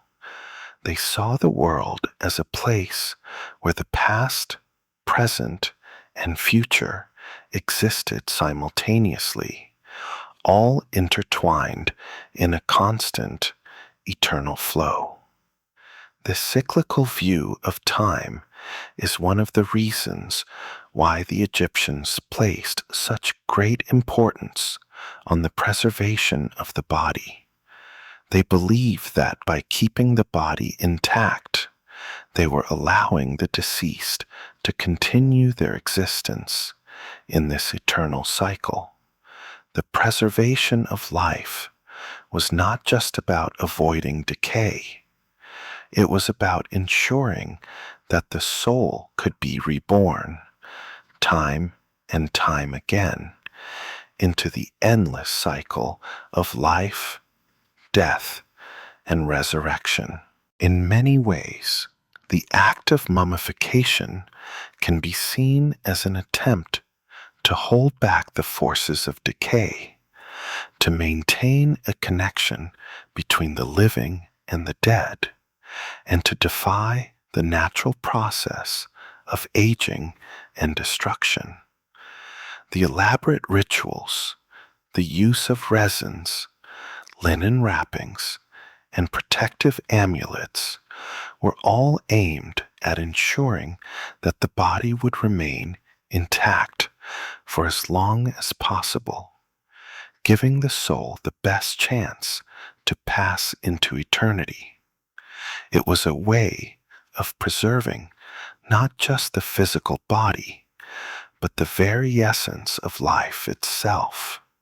For the soul would need the body in the afterlife in order to thrive.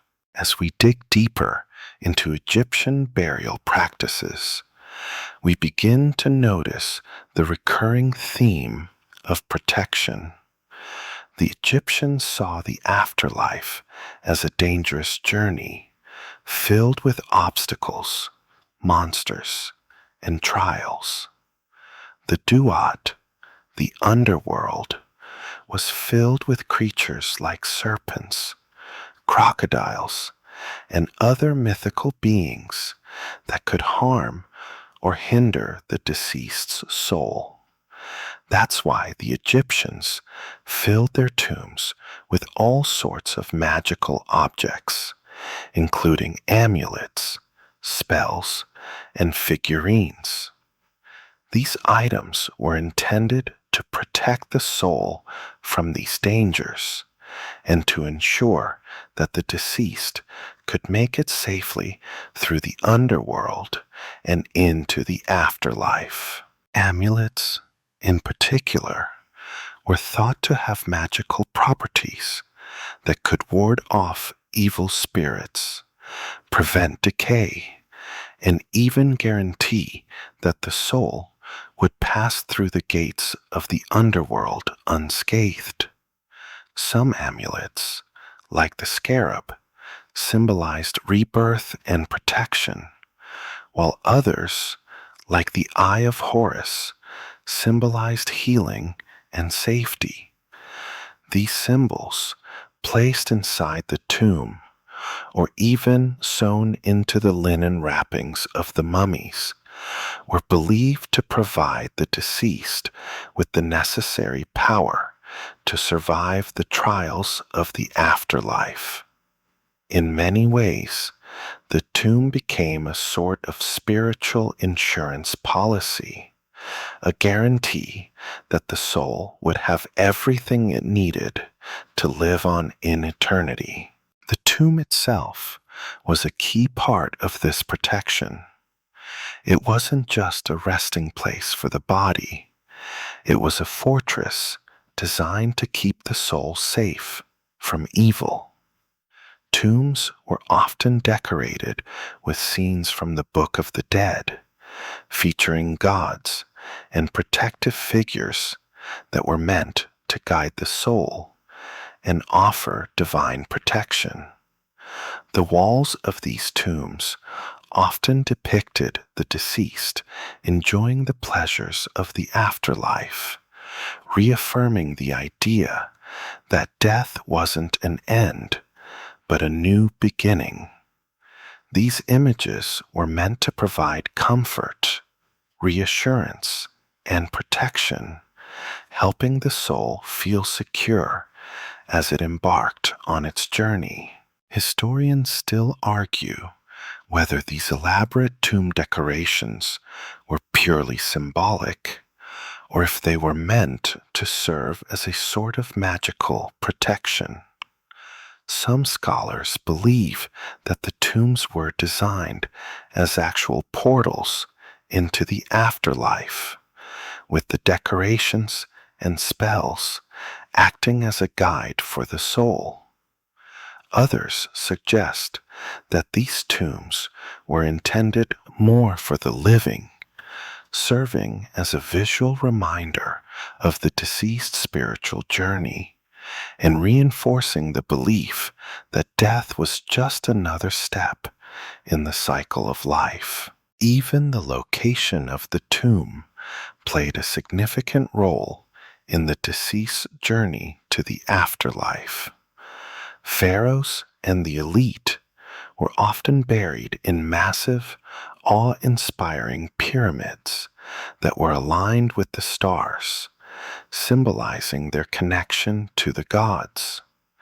These tombs were positioned with precision, ensuring that the soul would travel through the cosmic realms with the same divine alignment.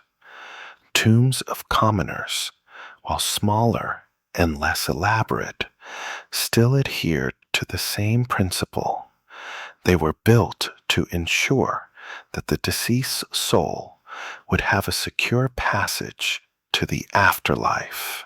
Interestingly, some historians argue that the tombs were not just about the physical world, but also about ensuring that the gods themselves were always present and watching over the deceased.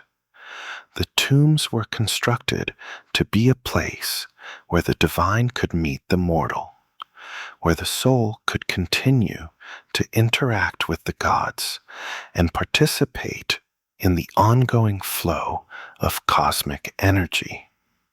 This idea of the tomb as a space where the spiritual and physical realms intersected was a deeply ingrained aspect of Egyptian culture. As we move away from the tombs and the mummified remains, it's clear that the Egyptians saw their entire culture as a reflection of the divine order. Everything from their art and architecture to their social structures and religious beliefs was designed to reinforce their connection to the gods and ensure that they would continue to live in harmony with the divine forces that govern the universe. The journey of the soul, though fraught with danger and uncertainty, was ultimately a journey toward rebirth and resurrection. And for the ancient Egyptians, this belief in resurrection was not just confined to the afterlife. It was a belief that permeated every aspect of their lives. As we continue exploring the journey of the soul and the profound beliefs surrounding mummification, it's important to acknowledge how deeply embedded this concept of immortality was in Egyptian culture. It wasn't just a religious or philosophical idea, it was a societal norm, so much so that it shaped everything from architecture to everyday rituals. The desire for eternal life, for the soul to continue its existence beyond death, drove the Egyptians to develop a deeply sophisticated approach to death and the afterlife, as we've seen in the preservation of the body, the tombs, and the elaborate rituals. However, the ancient Egyptians didn't simply view the afterlife as a continuation of the earthly existence. They believed that the soul could undergo transformation, moving from the mortal world into a spiritual existence. One of the core beliefs in Egyptian thought was the idea of resurrection. This wasn't a one-time event, but a continuous cycle, a process in which the soul could achieve a new life each time it transitioned through the realms of death. This belief is particularly evident in their rituals, their focus on rebirth, and even in their myths surrounding the gods. The concept of resurrection is especially embodied in the story of Osiris, the god of the afterlife. According to myth, Osiris was killed by his brother Set, but through the efforts of his wife, Isis, and his sister Nephthys, he was resurrected. Osiris's resurrection was seen not just as a personal triumph, but as a cosmic event, an event that symbolized the possibility of rebirth in eternal life.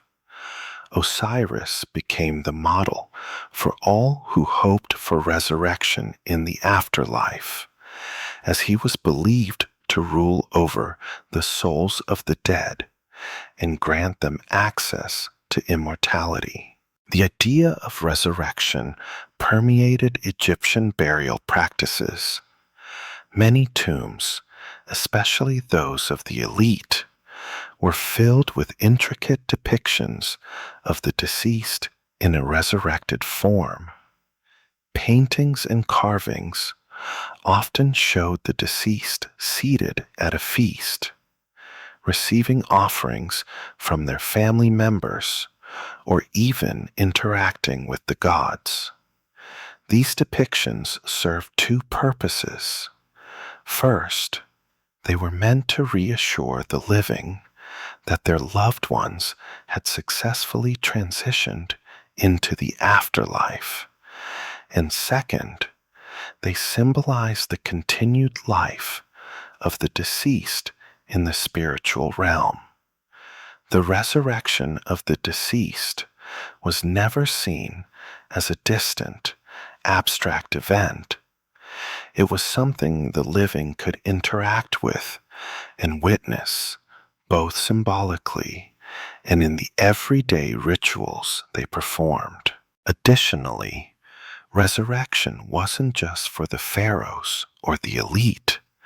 The concept of rebirth was central to all Egyptians, and commoners had their own versions of resurrection rituals.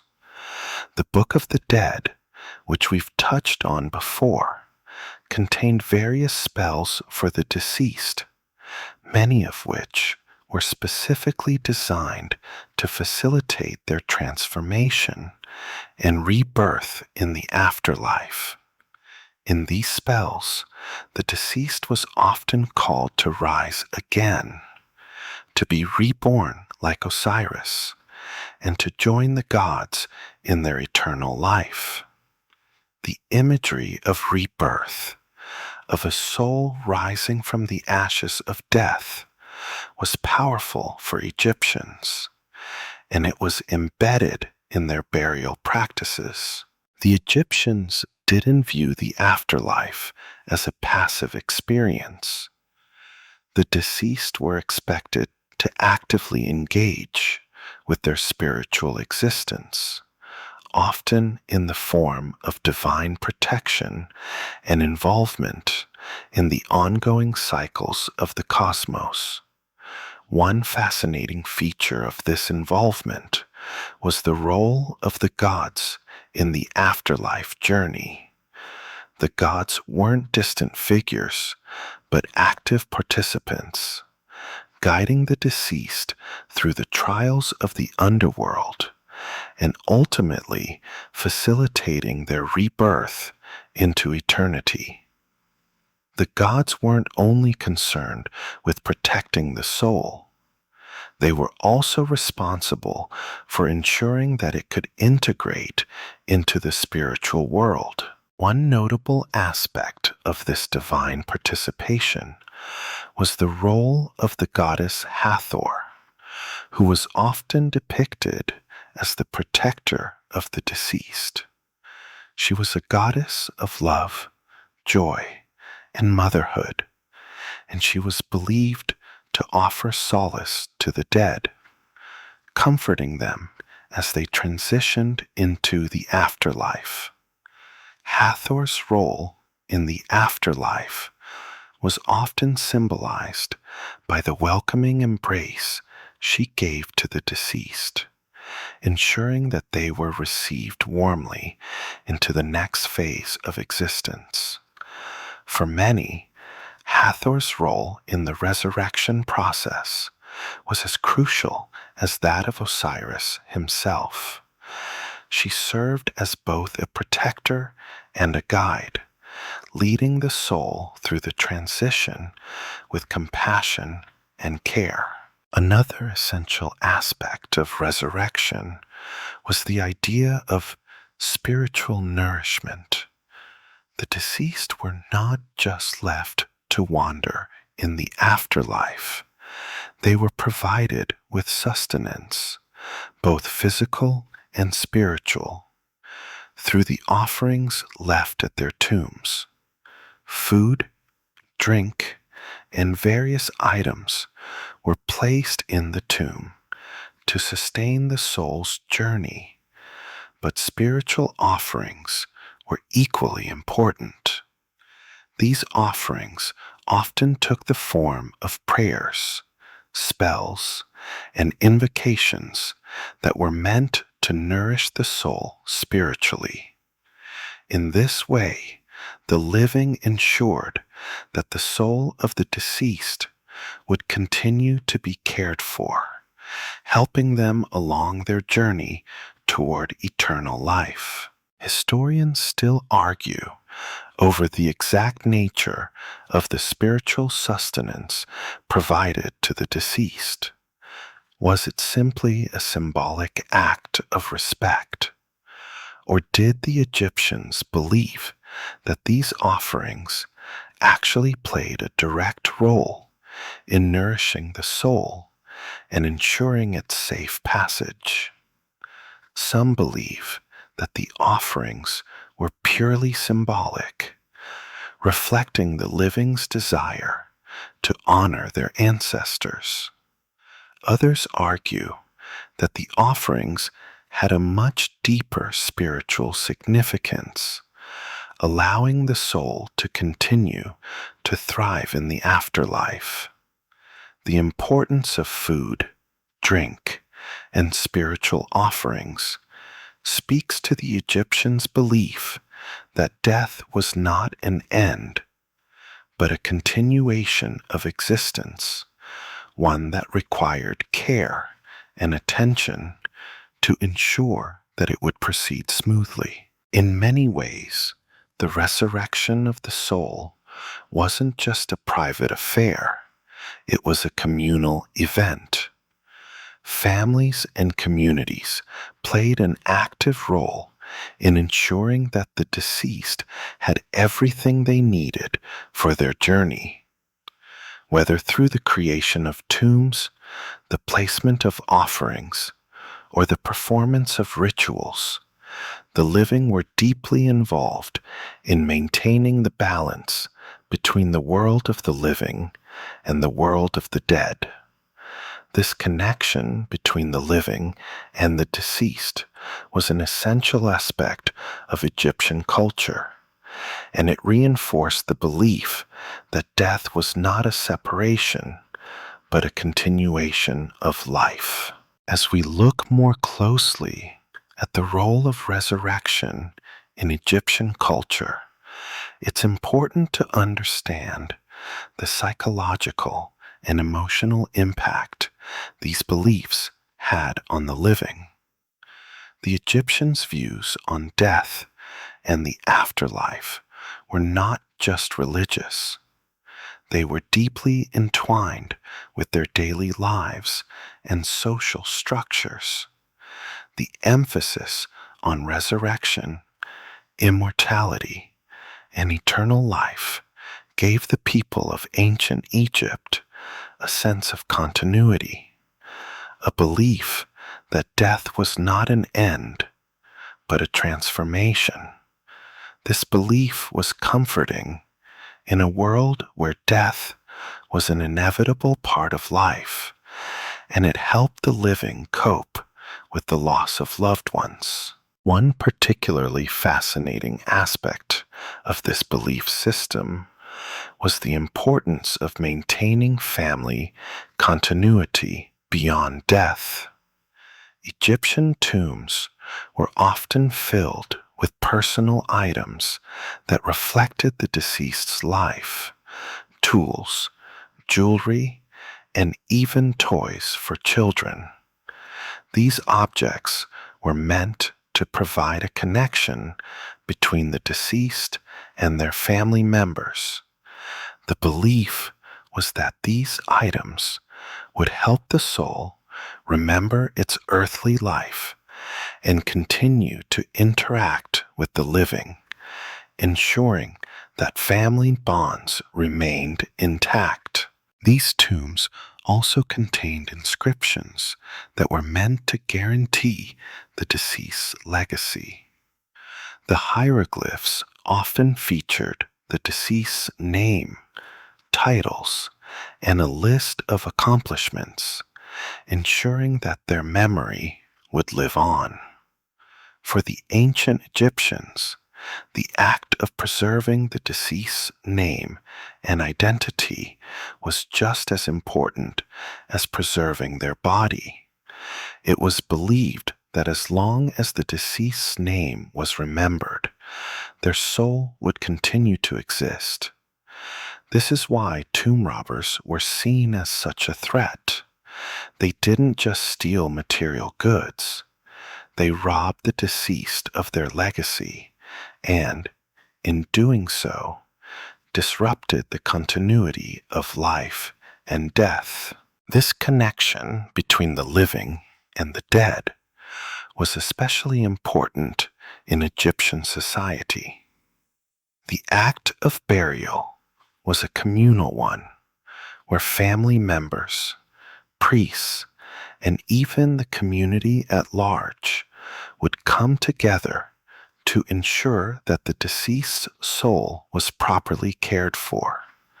Offerings were made, rituals were performed, and prayers were said to protect the soul as it transitioned into the afterlife. This communal aspect reinforced the idea that death wasn't a solitary experience. It was something that the community shared. The living weren't just mourning the dead, they were helping them, ensuring that their journey was successful and that they would continue to play a role in the world of the living. The emotional significance of mummification and the afterlife is also reflected in the Egyptian art found in tombs. The paintings, carvings, and sculptures inside the tombs often depicted the deceased in a serene, peaceful state, surrounded by scenes of their former life. These images weren't just about remembering the deceased.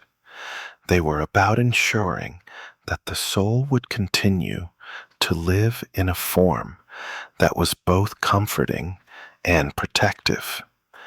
The scenes depicted in the tombs were meant to reassure both the living and the deceased that the afterlife would be a continuation of life, not an abrupt departure from it. In this way, mummification wasn't just a physical preservation of the body.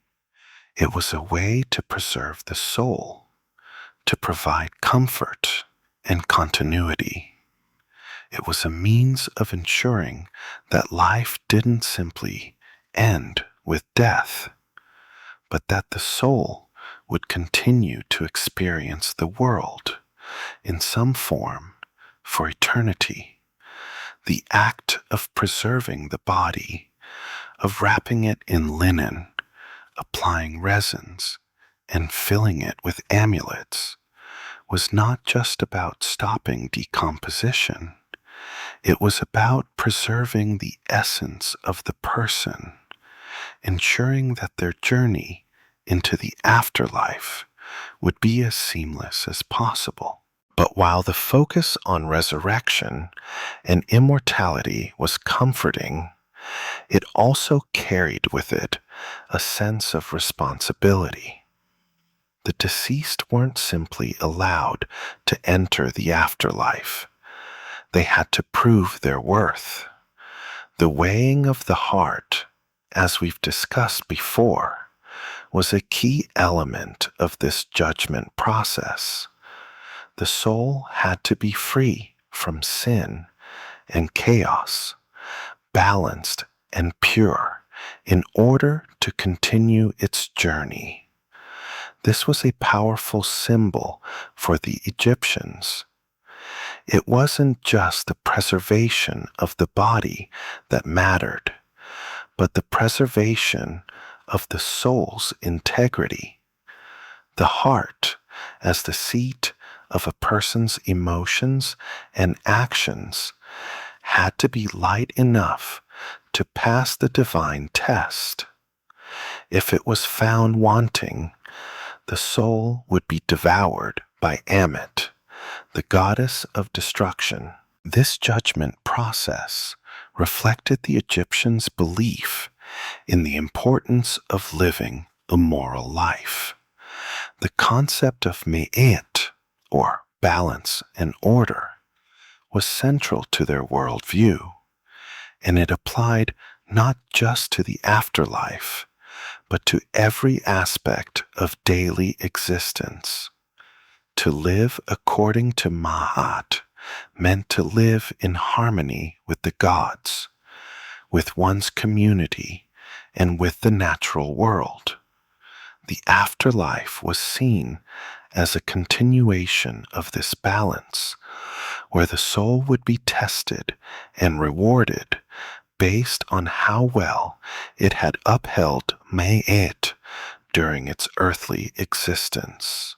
For many Egyptians, this idea of judgment was both reassuring and sobering. It provided a sense of justice. Those who had lived well and upheld the principles of order and truth would be rewarded with eternal life. Those who had not would face destruction. In this way, the Egyptians' beliefs about death and the afterlife were tied to their sense of personal responsibility and their desire for a just and orderly world. Historians still debate how much the average Egyptian understood about the intricate details of the afterlife. Was it something that the elite alone fully grasped? Or did commoners also share in these beliefs? Some scholars suggest that the average person may not have been as concerned with the specific details of the judgment process or the God's role in the afterlife. They argue that for many Egyptians, the afterlife was more about ensuring continuity and maintaining a connection with the deceased rather than about moral judgment. Others, however, believe that even commoners held a deep belief in the importance of ma'at and judgment, as it was central to their entire worldview. Regardless of the exact nature of these beliefs, what is clear is that the ancient Egyptians had a profound understanding of life and death. Their rituals, tombs, and mummies weren't just about preserving the physical body.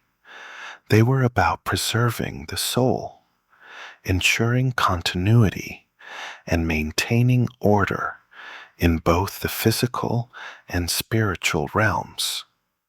In this way, the ancient Egyptians created a system of beliefs that allowed them to confront death without fear, knowing that they had done everything possible to ensure that their souls would live on forever.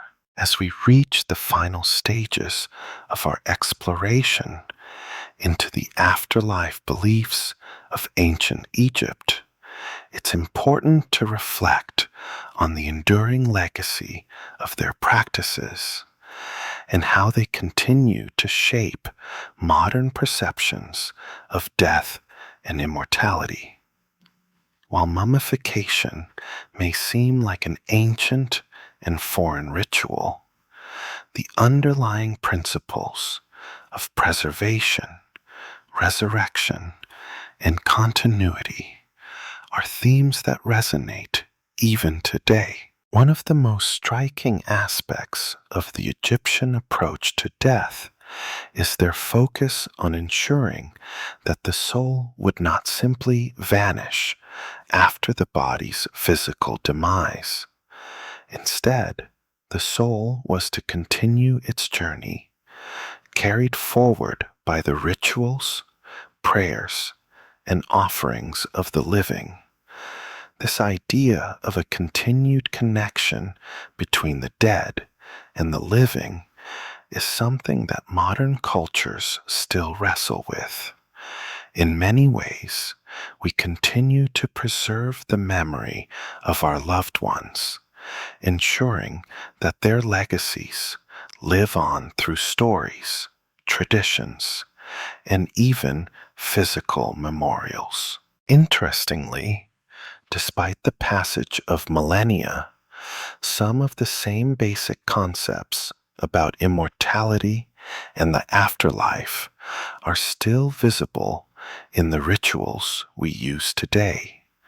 Funerals, memorials, and even the practice of keeping photographs or personal items of the deceased are ways in which modern society honors the memory of those who have passed on. The ancient Egyptians, in their monumental tombs and detailed mummifications, were doing much the same, creating physical and spiritual representations of their loved ones so that they could live on in some form forever. Their intricate processes were their way of ensuring that the deceased would not be forgotten, that their essence would remain in the world long after their physical form had decayed. The ancient Egyptians were also pioneers in recognizing that death was not something to be feared, but something to be prepared for. Their detailed and elaborate preparations for the afterlife, the mummification, the tombs, the offerings, and the prayers were all designed to ensure that the deceased could face the unknown with confidence. This is another theme that carries through to modern cultures, where we have various ways of preparing for death, whether through spiritual rituals, wills, or legal documents, showing that we still seek to ensure that our passing is handled in an orderly and meaningful way. Another critical point to consider is how the Egyptian focus on the afterlife reveals a cultural understanding of death that was far less focused on grief than on continuity. The idea wasn't simply that life was finite, but that death was just one step in an ongoing process. The deceased weren't just mourned, they were celebrated, honored, and actively cared for in their spiritual journey. This outlook on death, where the deceased continue to play an active role in the community and society, offers an intriguing contrast to many contemporary views of death, where the deceased are often viewed as permanently separated from the living. In a broader sense, the Egyptians' view of the afterlife underscores a fundamental cultural perspective that was centered on harmony and balance, not just for the living, but also for the dead. Their commitment to ensuring the soul's continued existence in the afterlife by maintaining that balance demonstrates a deeply ingrained belief in order and justice. This idea of maintaining cosmic balance was tied to their understanding of death and immortality. The afterlife wasn't simply a reward or punishment. It was a continuation of one's existence in a divine order. The belief in balance and harmony, most famously represented by the concept of Ma'at, permeated not just the afterlife, but also the daily lives of the ancient Egyptians. It governed their legal system, their social structure, and even their art. In every aspect of Egyptian life, there was an emphasis on balance, which was crucial for maintaining order in both the physical and spiritual worlds. For the Egyptians, this sense of balance was what allowed them to believe that their souls could continue to live on after death. This connection between life, death, and the afterlife is also evident in the Egyptian practice of ancestor worship. The living weren't just responsible for ensuring that the deceased made a safe passage to the afterlife. They were also responsible for honoring them and maintaining a connection with their ancestors. Ancestor worship was a way of ensuring that the deceased remained part of the community, continuing to offer their protection, guidance, and influence over the living. Tombs weren't just personal resting places. They were communal spaces where the living could engage with the dead, ensuring that their influence continued long after death. Ancient Egyptians also understood the importance of memory. By preserving the body, the tomb, and the name of the deceased, they ensured that their memory would remain intact.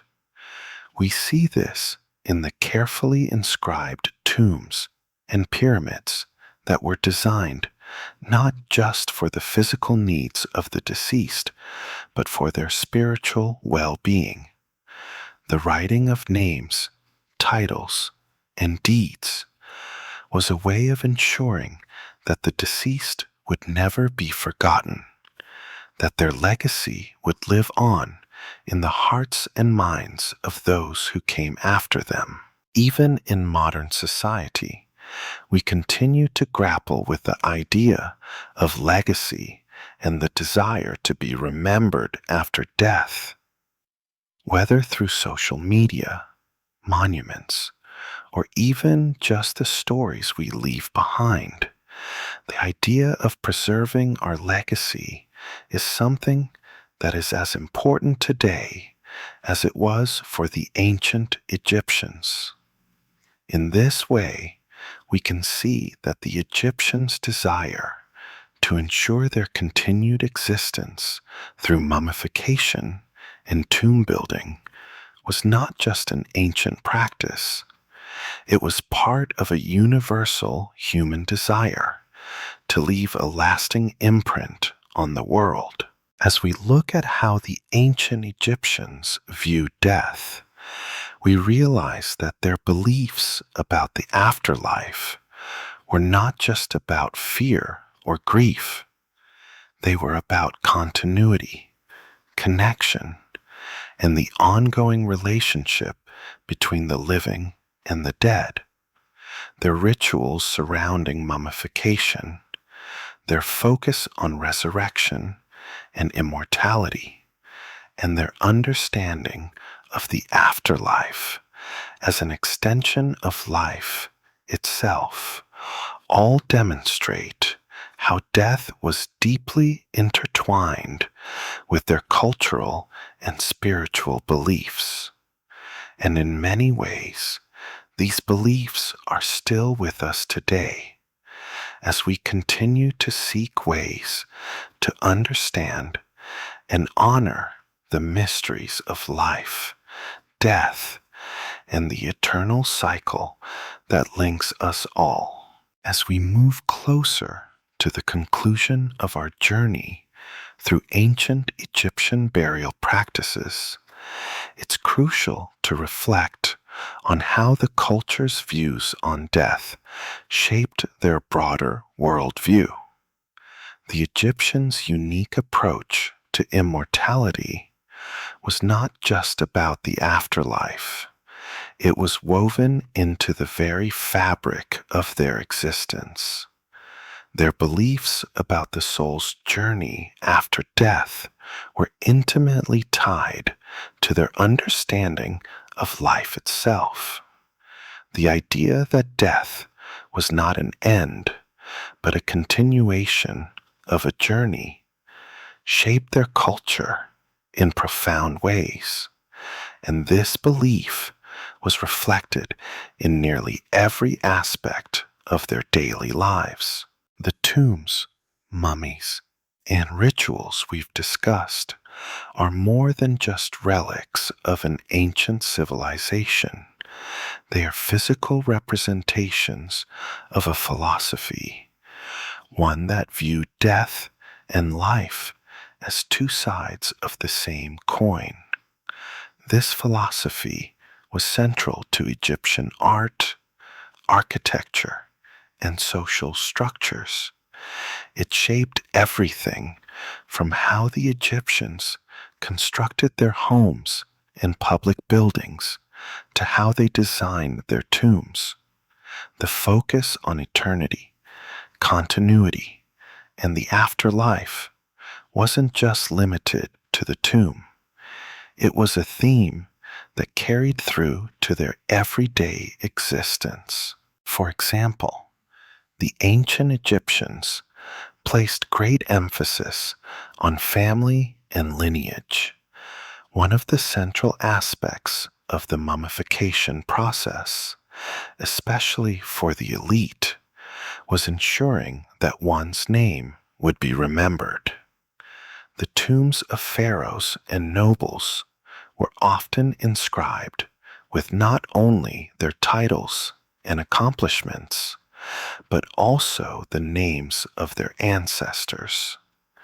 This was part of a greater effort to ensure that the family name would continue, even after death.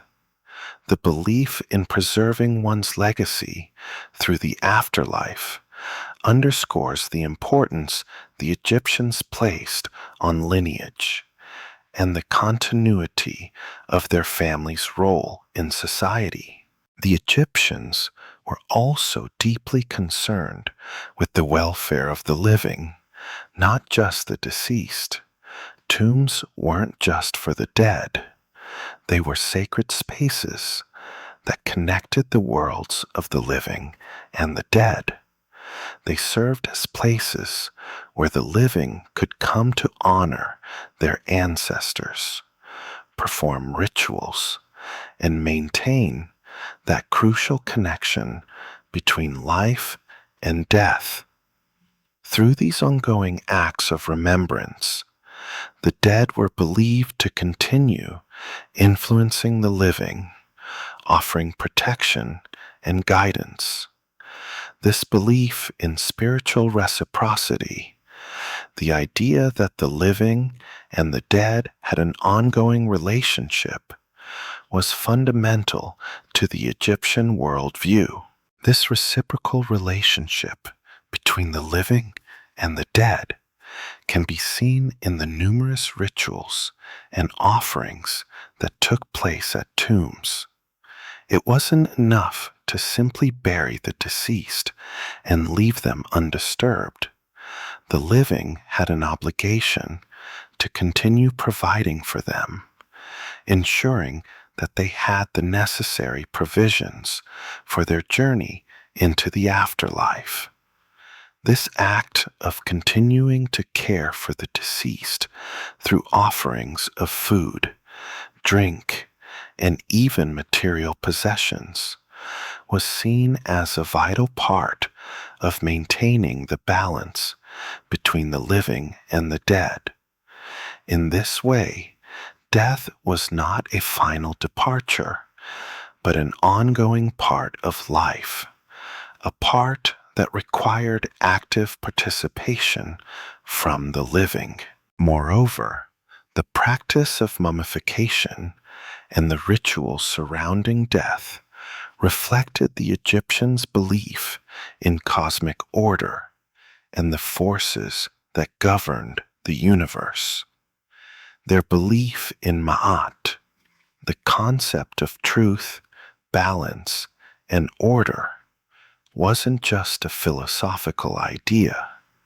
It was a guiding principle that informed everything from their legal system to their understanding of the afterlife.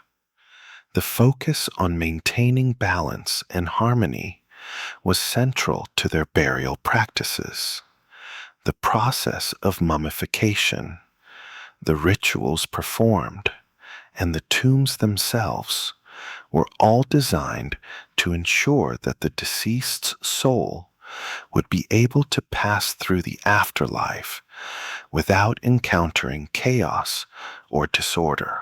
The Egyptians believed that the afterlife mirrored the balance of life, and thus it was essential for the deceased to continue existing in harmony with the universe. The offerings, prayers, and spells that accompanied the body were all designed to ensure that the soul was able to maintain that balance, continuing to participate in the divine order. The tombs themselves were often constructed to reflect the ideal of cosmic harmony, with elaborate designs that symbolize the connection between the physical world and the divine. One of the most enduring legacies of the Egyptian approach to death is their ability to make the afterlife a tangible, lived experience. The mummies, the tombs, and the artifacts found within them provide us with the window into the spiritual lives of the ancient Egyptians. Through these objects and rituals, we can see that death wasn't something feared or avoided. It was a journey to be undertaken with care, with the knowledge that the soul would continue on in a transformed, eternal existence. Historians still debate how much the ancient Egyptians understood about the nature of their own afterlife beliefs. Some argue that their views were shaped primarily by religious leaders and the elite, while others believe that these beliefs were universal, shared by Egyptians across all levels of society. What is clear, however, is that the Egyptians' emphasis on the continuity of life through the afterlife was deeply ingrained in their culture. Their elaborate burial practices, their focus on resurrection, and their desire to ensure the soul's passage into eternity were all expressions of this central belief. As we reflect on the ancient Egyptians' approach to death, we see that it was not simply a cultural practice, but a deeply spiritual and philosophical view that governed every aspect of their lives. Their belief in immortality wasn't just about preserving the body, it was about preserving the soul, ensuring that the connection between the living and the dead was never severed. The Egyptians believed that through proper burial and mummification, the soul could continue its journey, one that would span eternity. In many ways, the ancient Egyptians were ahead of their time, creating a belief system that saw death not as an end, but as a continuation. Their practices surrounding mummification and burial provide us with insight into a culture that placed immense value on life and the continuity of existence, both in the physical world and the spiritual one. Their legacy, through the mummies and the tombs they left behind, continues to fascinate and inspire us, reminding us that the desire for immortality is a universal human trait, one that transcends time and culture. As we approach the final chapters of our exploration into the Egyptian understanding of death and immortality, we begin to see how the ancient Egyptians' ideas of the afterlife not only shaped their burial practices, but also their entire cultural identity. The belief in resurrection, eternal life, and the continuous cycle of death and rebirth was interwoven into every part of Egyptian society, from how they built their monumental pyramids to the way they interacted with their gods and the world around them. Everything was connected by this deep and abiding commitment to immortality, which was not just for the pharaohs, but for all who embraced these beliefs. One particularly interesting aspect of the Egyptian focus on immortality is how it influenced their art and symbolism. The representation of life after death was not confined to the tombs and burial sites. It appeared across Egyptian art, whether in the form of hieroglyphics, paintings, or sculptures. The gods were depicted as eternal figures, often shown with a serene, timeless expression, and the deceased were often presented in idealized, youthful forms, symbolizing the renewal of life. This use of art served a profound purpose. It not only honored the gods, but also symbolized the resurrection of the soul. The images of the deceased in tombs were often more than just portraits. They were spiritual representations.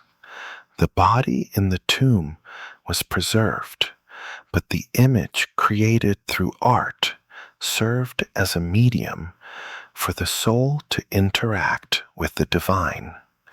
The serene, youthful depictions of the deceased in their tombs symbolize the eternal continuation of their soul, unaffected by the passage of time. In this way, the Egyptian artistic tradition was a reflection of their core belief that life and death were not opposites, but part of a seamless cycle that carried on forever. The Egyptians didn't just preserve the physical body, but they also ensured the preservation of the soul through their artwork, prayers, and inscriptions. These elements were designed to ensure that the deceased would live on in both the spiritual and cultural memory. Their identity, through their names, titles, and representations, was immortalized, ensuring that their legacy would be remembered by future generations. Even the simplest of tombs contained elements designed to preserve the soul's identity, ensuring that the individual would be recognized and respected for eternity. Beyond the tombs and tomb art, Egyptian society as a whole was deeply concerned with maintaining a connection to the afterlife. This connection wasn't just limited to the individual. It was seen as a communal responsibility. Rituals and offerings to the gods, as well as regular visits to the tombs of loved ones, reinforce this idea of a spiritual network that tied the living and the dead together. The Egyptians saw themselves as part of a larger cosmic order, where the gods played an active role in ensuring the continuity of life, not just on Earth, but in the realms beyond. This communal aspect of death and the afterlife is where we see the true genius of the Egyptians' beliefs. They didn't view death as an individual event, but as something that involved the entire community.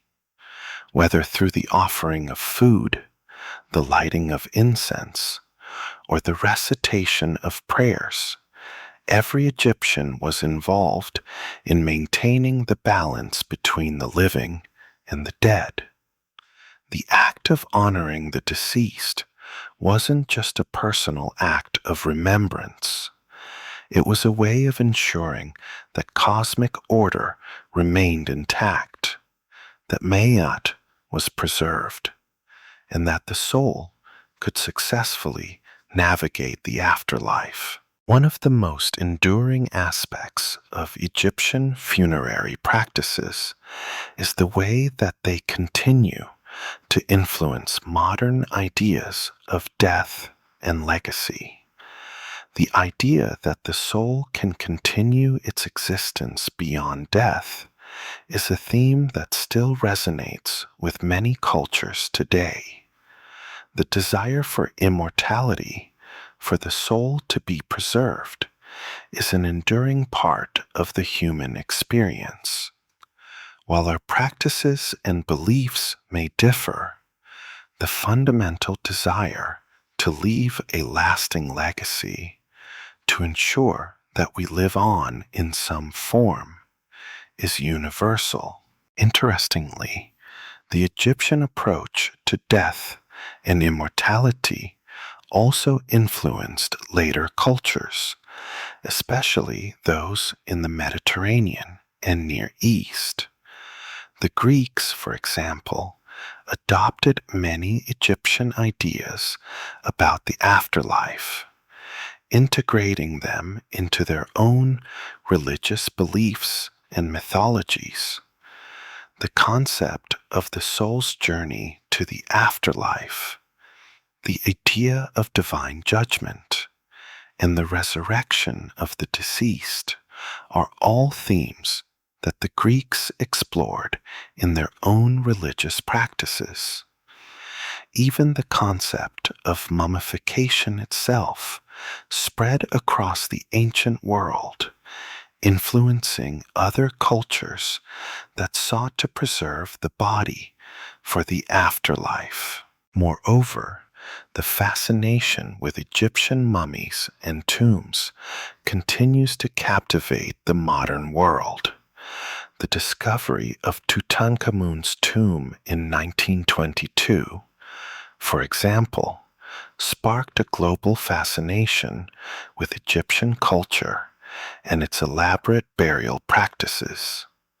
Museums around the world house Egyptian artifacts, and the legacy of their burial practices continues to inform our understanding of death, memory, and the afterlife. In a sense, the ancient Egyptians' desire for immortality has been realized. They live on in the artifacts, mummies, and art they left behind, continuing to shape our ideas about life and death. In addition to the global fascination with Egyptian burial practices, there's something timeless about the way the Egyptians viewed the relationship between life and death. For them, death wasn't an end to life, but a transformation, an opportunity for the soul to continue on its journey. The Egyptians' careful mummification process, the intricate tombs, and the rituals that accompanied death were all about ensuring that this transformation was successful. They understood that death was not something to be feared, but a necessary part of the cosmic cycle of rebirth. In many ways, this attitude toward death has much to teach us today as we continue to grapple with our own ideas about what happens after we die. Ultimately, the legacy of ancient Egyptian mummification and burial practices is not just about preserving bodies or creating elaborate tombs.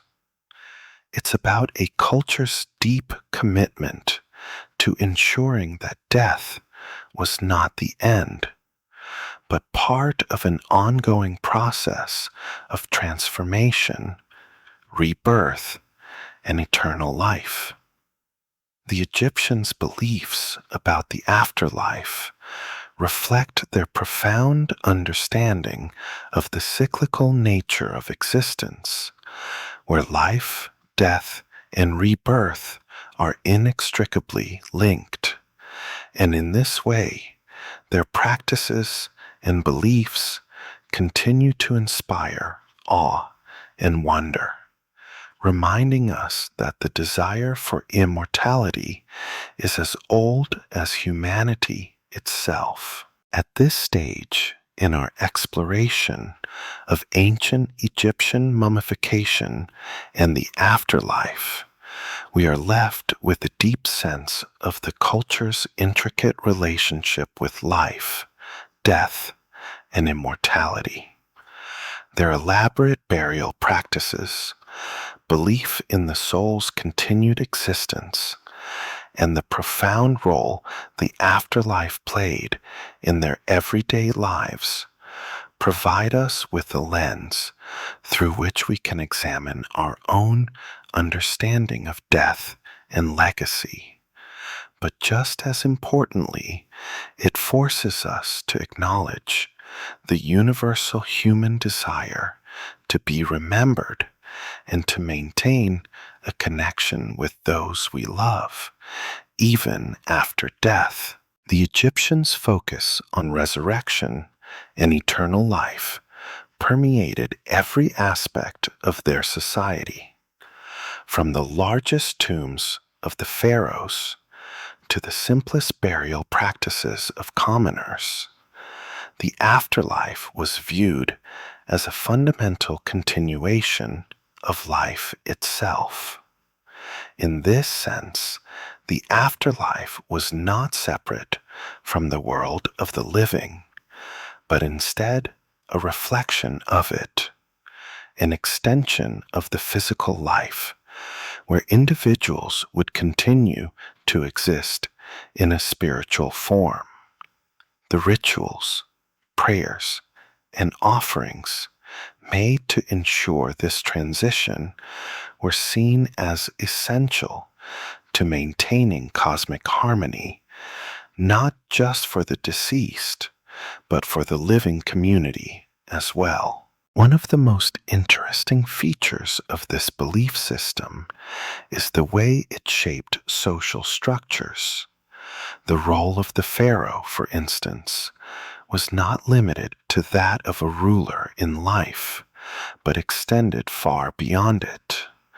The pharaoh was seen as the divine representative of the gods on earth, and their immortality was closely tied to the prosperity and stability of Egypt itself. It was believed that the pharaoh's continued existence in the afterlife ensured the well-being of the land and its people. As such, the construction of monumental tombs, like the pyramids, wasn't just about preserving the body of the ruler. It was about securing the future of the nation. The notion of the pharaoh's afterlife also reinforced the idea of the divine order, or ma'at, which permeated Egyptian society. Ma'at was the principle of balance, harmony, and truth, and it was believed that the pharaoh's success in the afterlife was essential for maintaining this order in both the spiritual and earthly realms. This belief provided stability and continuity for the people, as they understood their lives were interwoven with the spiritual fate of the ruler. The pharaoh's journey to the afterlife was seen as part of a greater cosmic cycle, ensuring the uninterrupted flow of life. But the emphasis on the afterlife and immortality wasn't confined to the elite. Even for common Egyptians, the afterlife was viewed as an extension of their earthly existence. The desire for an eternal life, however humble, was universal. The mummification process was accessible to many, and while it wasn't as elaborate as that of the pharaohs, the core principles remained the same. The soul needed to be protected, the body preserved, and the journey ensured by offerings and rituals. The basic structure of these practices, involving the care and preservation of the deceased, was something that all Egyptians could relate to, regardless of their social standing. In fact, some scholars suggest that the widespread desire for immortality among the common people drove the development of different forms of mummification. As the years passed, embalming techniques became more sophisticated and widespread, allowing individuals from all walks of life to be preserved for the afterlife. While the elite may have been able to afford grand tombs and extravagant burial practices, the majority of Egyptians still sought to follow the same spiritual path, albeit in a simpler, more affordable way. This democratization of mummification allowed for a greater connection between the living and the dead, reinforcing the idea that immortality was not reserved for the few, but for all who believed in it. This universal desire for immortality is also reflected in the extensive use of amulets, statues, and other spiritual objects. The common practice of placing amulets inside the tombs or within the wrappings of mummies further highlights the belief in protection and divine intervention. These objects, often small and seemingly simple, were believed to carry immense spiritual significance. They were more than just decorative.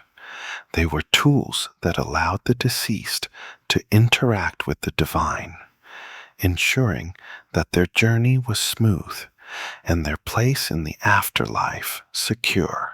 Even today, the Egyptians' elaborate rituals and deep-seated beliefs about immortality continue to inspire awe and fascination.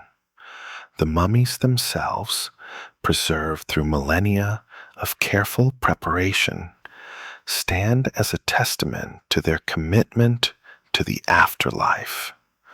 The discovery of these mummies continues to captivate modern audiences, providing a direct link to the ancient world and offering us insights into the lives, beliefs, and desires of people who lived thousands of years ago.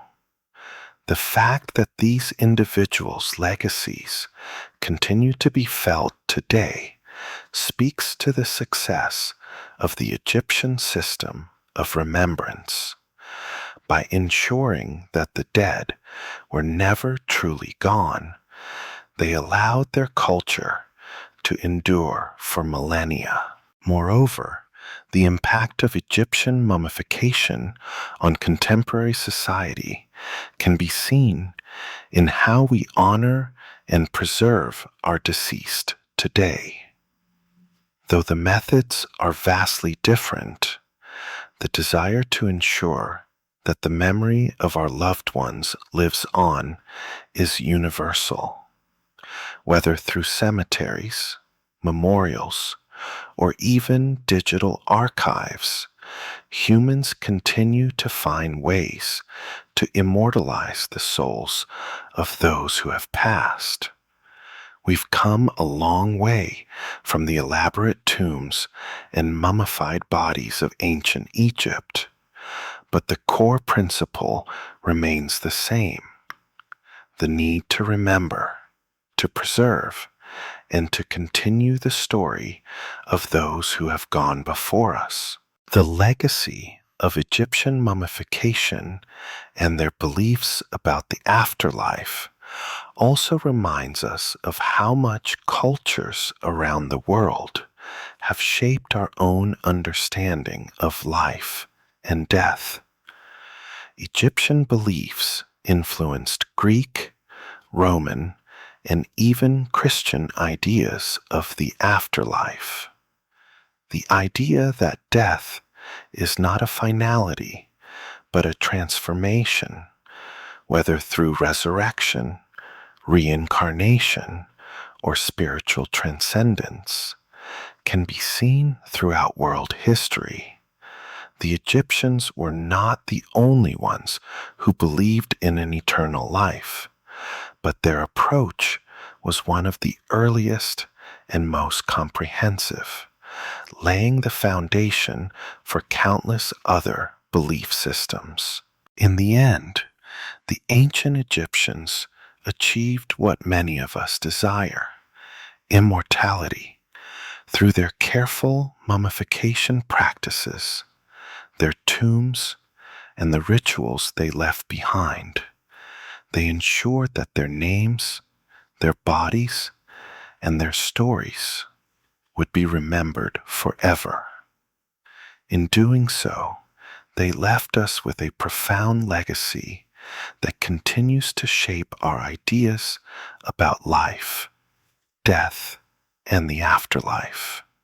And as we remember the ancient Egyptians and their pursuit of immortality, we are reminded that the quest for eternal life is, perhaps, the most universal of human desires. As we near the conclusion of our deep dive into Egyptian mummification, afterlife beliefs, and the pursuit of immortality, we must consider one final, crucial aspect of Egyptian culture that allowed these rituals and beliefs to thrive: the spiritual and intellectual legacy they left behind. The Egyptians' careful and methodical approach to death, combined with their intense belief in the afterlife, has influenced not only future generations of Egyptians, but cultures around the world. The Egyptians were, in many ways, ahead of their time. They understood the significance of preservation, not just of the body, but of the soul. Their belief that the soul needed to remain connected to the body to exist in the afterlife is a fascinating concept, and it reflects a deep understanding of the human desire for continuity and immortality. What's especially interesting is how these practices extended beyond the royal elite. Common Egyptians, too, participated in the mummification process, with even the simplest burial practices involving some form of preservation, such as the use of amulets, simple embalming methods, and smaller tombs. One of the most profound contributions the Egyptians made to the world was their system of writing. Hieroglyphics, the ancient Egyptian script, played a significant role in their burial practices, allowing the deceased to remain part of the living world through the written word. The inscription of names, titles, and accomplishments was not merely a means of recording history. It was a way to ensure the continued presence of the deceased in the afterlife. The belief that words had power and that they could affect the journey of the soul is evidenced by the many spells and prayers found in tombs and burial sites. These texts, part of the Book of the Dead and other religious manuscripts, were seen as tools that could guide and protect the soul, ensuring its safe passage through the trials of the underworld and into the afterlife. Historians still marvel at the complexity and beauty of Egyptian hieroglyphics. What began as a functional form of writing evolved into a spiritual system where every symbol was imbued with meaning. The Egyptians believed that these symbols had a direct connection to the gods, and through them they could communicate with the divine and protect the soul. The act of writing, for them, was a form of magic, a way to influence the course of life and death. The texts inscribed on tomb walls, papyri, and other artifacts were not simply decorative. They were potent spiritual tools meant to safeguard the soul of the deceased. Another remarkable aspect of Egyptian beliefs is how they viewed the divine balance. The idea that everything in the universe was interconnected, and that the soul's journey was tied to maintaining harmony between the physical world and the spiritual one. This understanding of cosmic order, embodied by the goddess Ma'at, was central to the way Egyptians approached both life and death. Ma'at was the personification of truth, justice, and cosmic balance, and it was believed that in order for the soul to pass into the afterlife, it had to be in perfect balance with the universe. This concept of balance extended into their society as well. The Egyptians lived by the principle of Ma'at, striving for harmony in their relationships, their legal systems, and their daily interactions. It wasn't just about the individual's journey to the afterlife. It was about ensuring that society itself remained in balance so that everyone could participate in the cosmic cycle. This belief in Ma'at shaped their laws, their governance, and their worldview, reinforcing the idea that death was not just an individual experience, but part of a larger, collective cosmic order. Interestingly, the Egyptians' approach to balance and harmony didn't just focus on the body and soul. It extended into their architecture, art, and even their physical surroundings. The construction of tombs, pyramids, and temples was all done with great attention to cosmic alignment. The pyramids, for example, were built with such precision that they aligned with the stars, particularly the star Sirius, which was associated with the goddess Isis and the flooding of the Nile. This alignment symbolized the connection between the earthly realm and the heavens, linking the deceased directly with the divine.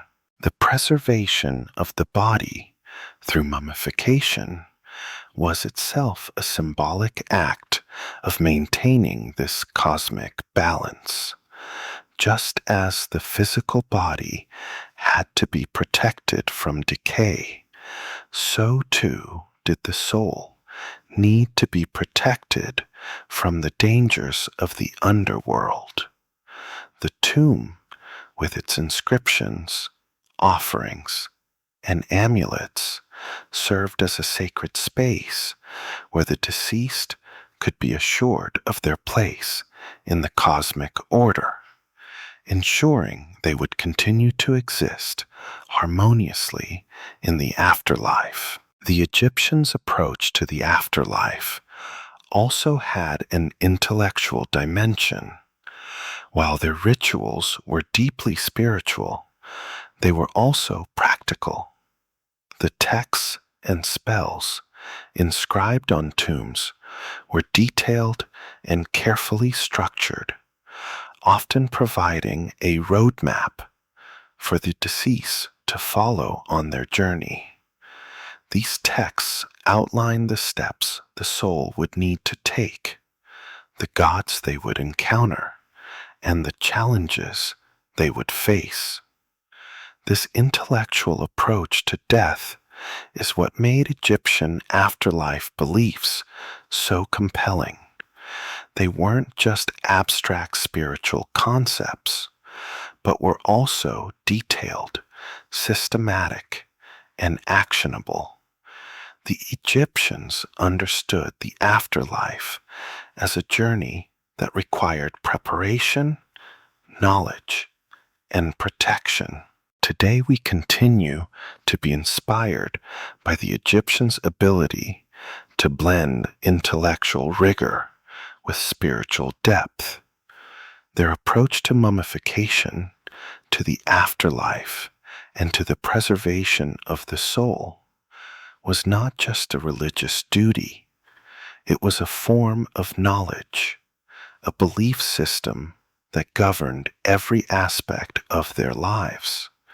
The lessons they left behind continue to influence modern culture, particularly in how we approach death, legacy, and the desire for immortality.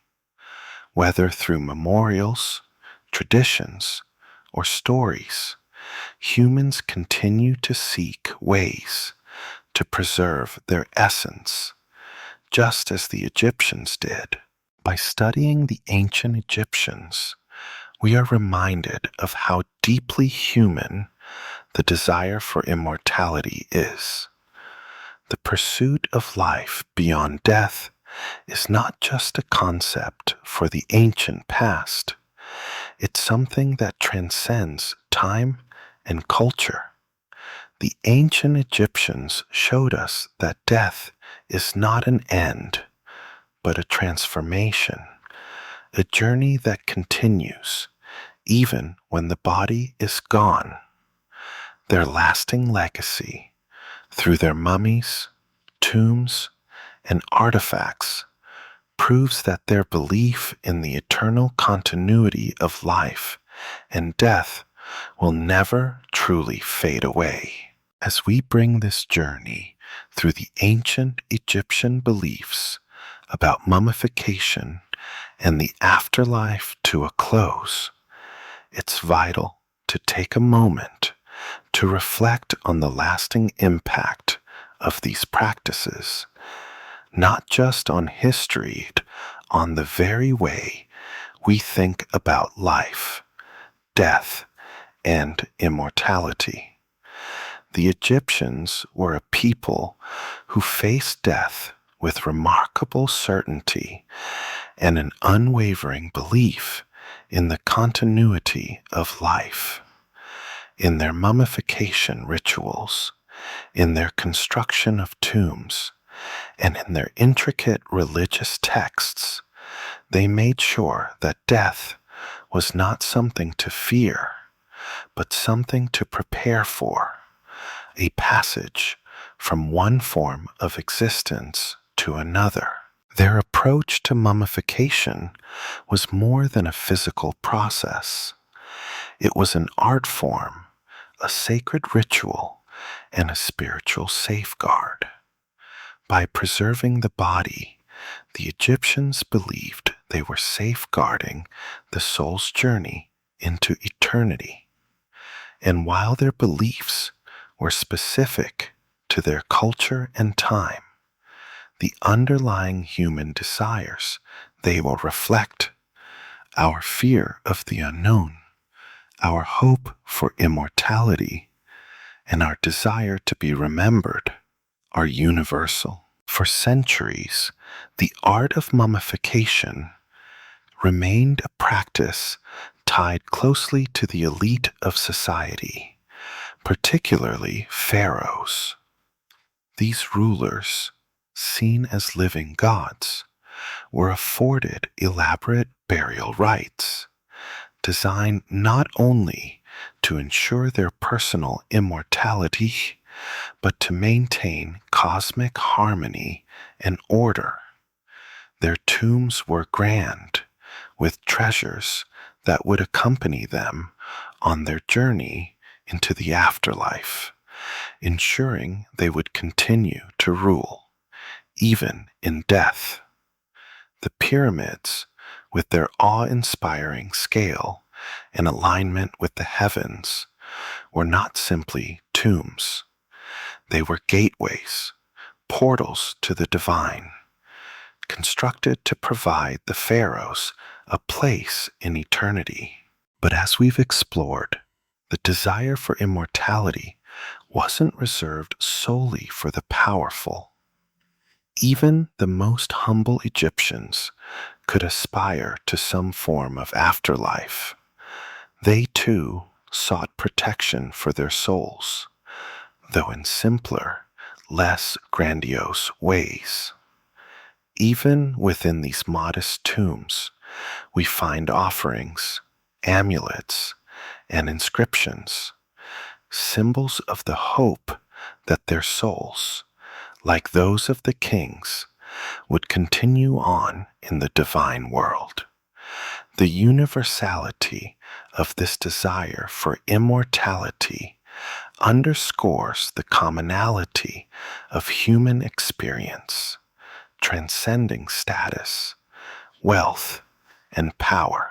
This focus on life beyond death was embedded in every aspect of Egyptian society. It wasn't merely about what happened after death. It was about ensuring a balanced, harmonious life while living. The Egyptians' understanding of Ma'at, their principle of cosmic balance, wasn't just a spiritual or philosophical concept. It was the cornerstone of how they governed their lives, their relationships, and their society. To live a life in accordance with Ma'at was to live a life in harmony with the gods, the world, and the afterlife. This ideal of balance extended from the physical world into the spiritual, creating a seamless link between the two realms. But beyond the physical practices and rituals, what is perhaps most striking about the Egyptian perspective on death is their intellectual and philosophical approach to immortality. The Egyptians understood that death was not a singular, isolated event, but part of an ongoing, cyclical process. They saw death as a transition, not an ending, and through their rituals, they ensured that this transition was as smooth and successful as possible. The spiritual texts, the amulets, and the art all were designed to guide, protect, and preserve the soul through its journey into the afterlife. And these practices were part of a broader, more universal human quest for knowledge and understanding. Their complex system of rituals, written texts, and spiritual concepts shows how deeply the Egyptians thought about the nature of life, death, and the soul. Even today, we see the enduring legacy of these beliefs in the way we preserve our own memories and legacies.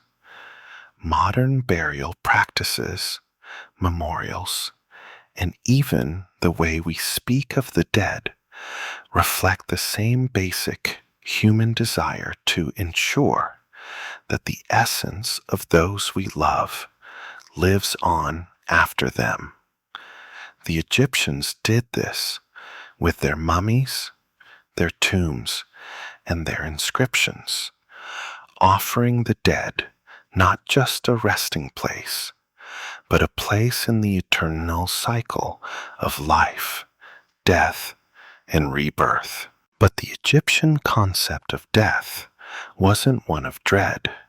It was, in many ways, a hopeful vision of eternal life. They believed in the possibility of a second life, a resurrection, where the soul could experience divine joy and reunite with loved ones. This idea of eternal life wasn't just about individual immortality. It was about the soul's place in the universe, continuing to participate in the cosmic order.